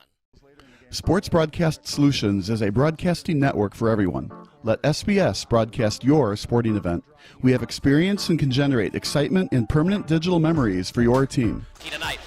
That time, finally a goal for the Stampede! We have professional videographers using high-definition modern-day cameras, color analysts, and play-by-play announcers with state-of-the-art, classy graphical scoreboards to keep you updated. Plus, we have commercials to advertise your team, club, or sponsor, and us. Plus, we do pregame and postgame interviews. Hi, everybody, and Welcome to the post-game show, brought to you by Sports Broadcast Solutions, a broadcasting network for everyone. I'm Kyle Smith alongside the SBS man of the match, Josh Torres. It wasn't a convincing win, but they find a way to win, and Chicago is now 7-0-0 on the season. The unbeaten season is still very much alive for Chicago. Wasn't exactly how you drew it up. You did have a man in the sin bin. You're down a man for most of the second half, but you find a way to win. What does it say to this team, the chemistry, the camaraderie, that you guys can find different ways to win games? I feel like we just stay composed. We stay as a team. Towards the end, I got subbed off. I feel like the coaches made a good decision because I wasn't feeling like I was doing my 100%. So I feel like bringing in a sub and the sub coming out and giving 100%, that was gonna help out the team a lot because I was not doing as much because I was feeling a cramp. But thank God the coaches made a sub and like the subs came in and made a change, and I stayed composed as a team together. Was it tough being on the bench as Peoria City is getting closer and closer to tying this match or possibly winning it? Of course. Like anyone, it's like scary being in a bench. The only thing you can do is like support the team and try to tell them to like stay back, man back, anything, but try to help out the team. Controversy galore tonight. For people that aren't familiar with the game of soccer, what happened? Why was it offsides? And why was the goal not counted towards Peoria to tie it up at 2-2? I'll say that our defenders were like staying together in the line, so that made the other team try to make a pass, a through ball in, but he was officially outside. But thank God our defenders were staying together and staying composed and letting the other guy be outside for they won't allow the goal. I think it's safe to say that Jackson Waitman is arguably the best goalkeeper in the entire Heartland Conference. You guys are down a man. Peoria keeps peppering him, and he finds a way to get you the W tonight. Of course. He did a great job screaming at us and telling us that we have a man in our behind, or thank God he was kept us composed and try to give us feedback where the players are at and try to stay together as a team. Did you notice that he was pointing at the player that was offside right away, right after the goal happened? Yeah, I did see that, and that shows that he's already like looking, checking, seeing that guy was outside, and thank God he told the ref, and the ref went out and told the linesman that it was outside. Well, it's obviously not the way your coach would draw it up, but a win's a win, right? You guys are 7-0-0. There are obviously bigger goals than going undefeated. I don't want to jinx you, but have you guys thought about it all, going undefeated this season to finish off the campaign? I'll say this is my first year, and I came here to play. I came here to win. I came here to score. So me coming in, I'm giving 100%. I want to win. I want to win everything. So me being in this team, it's like even the coach wants to win. So I say everyone wants to win. So I feel like everyone's putting 100% in the game and outside the game. And you can see that we're never going to give up. We're down a man, but we're never going to give up, and we're always going to give 100%. That's Josh Torres, and that does it for our post-game show. A 2-1 victory for Chicago City SC. They win down a man, and they're 7-0-0 on the season. We'll see you next time on SBS.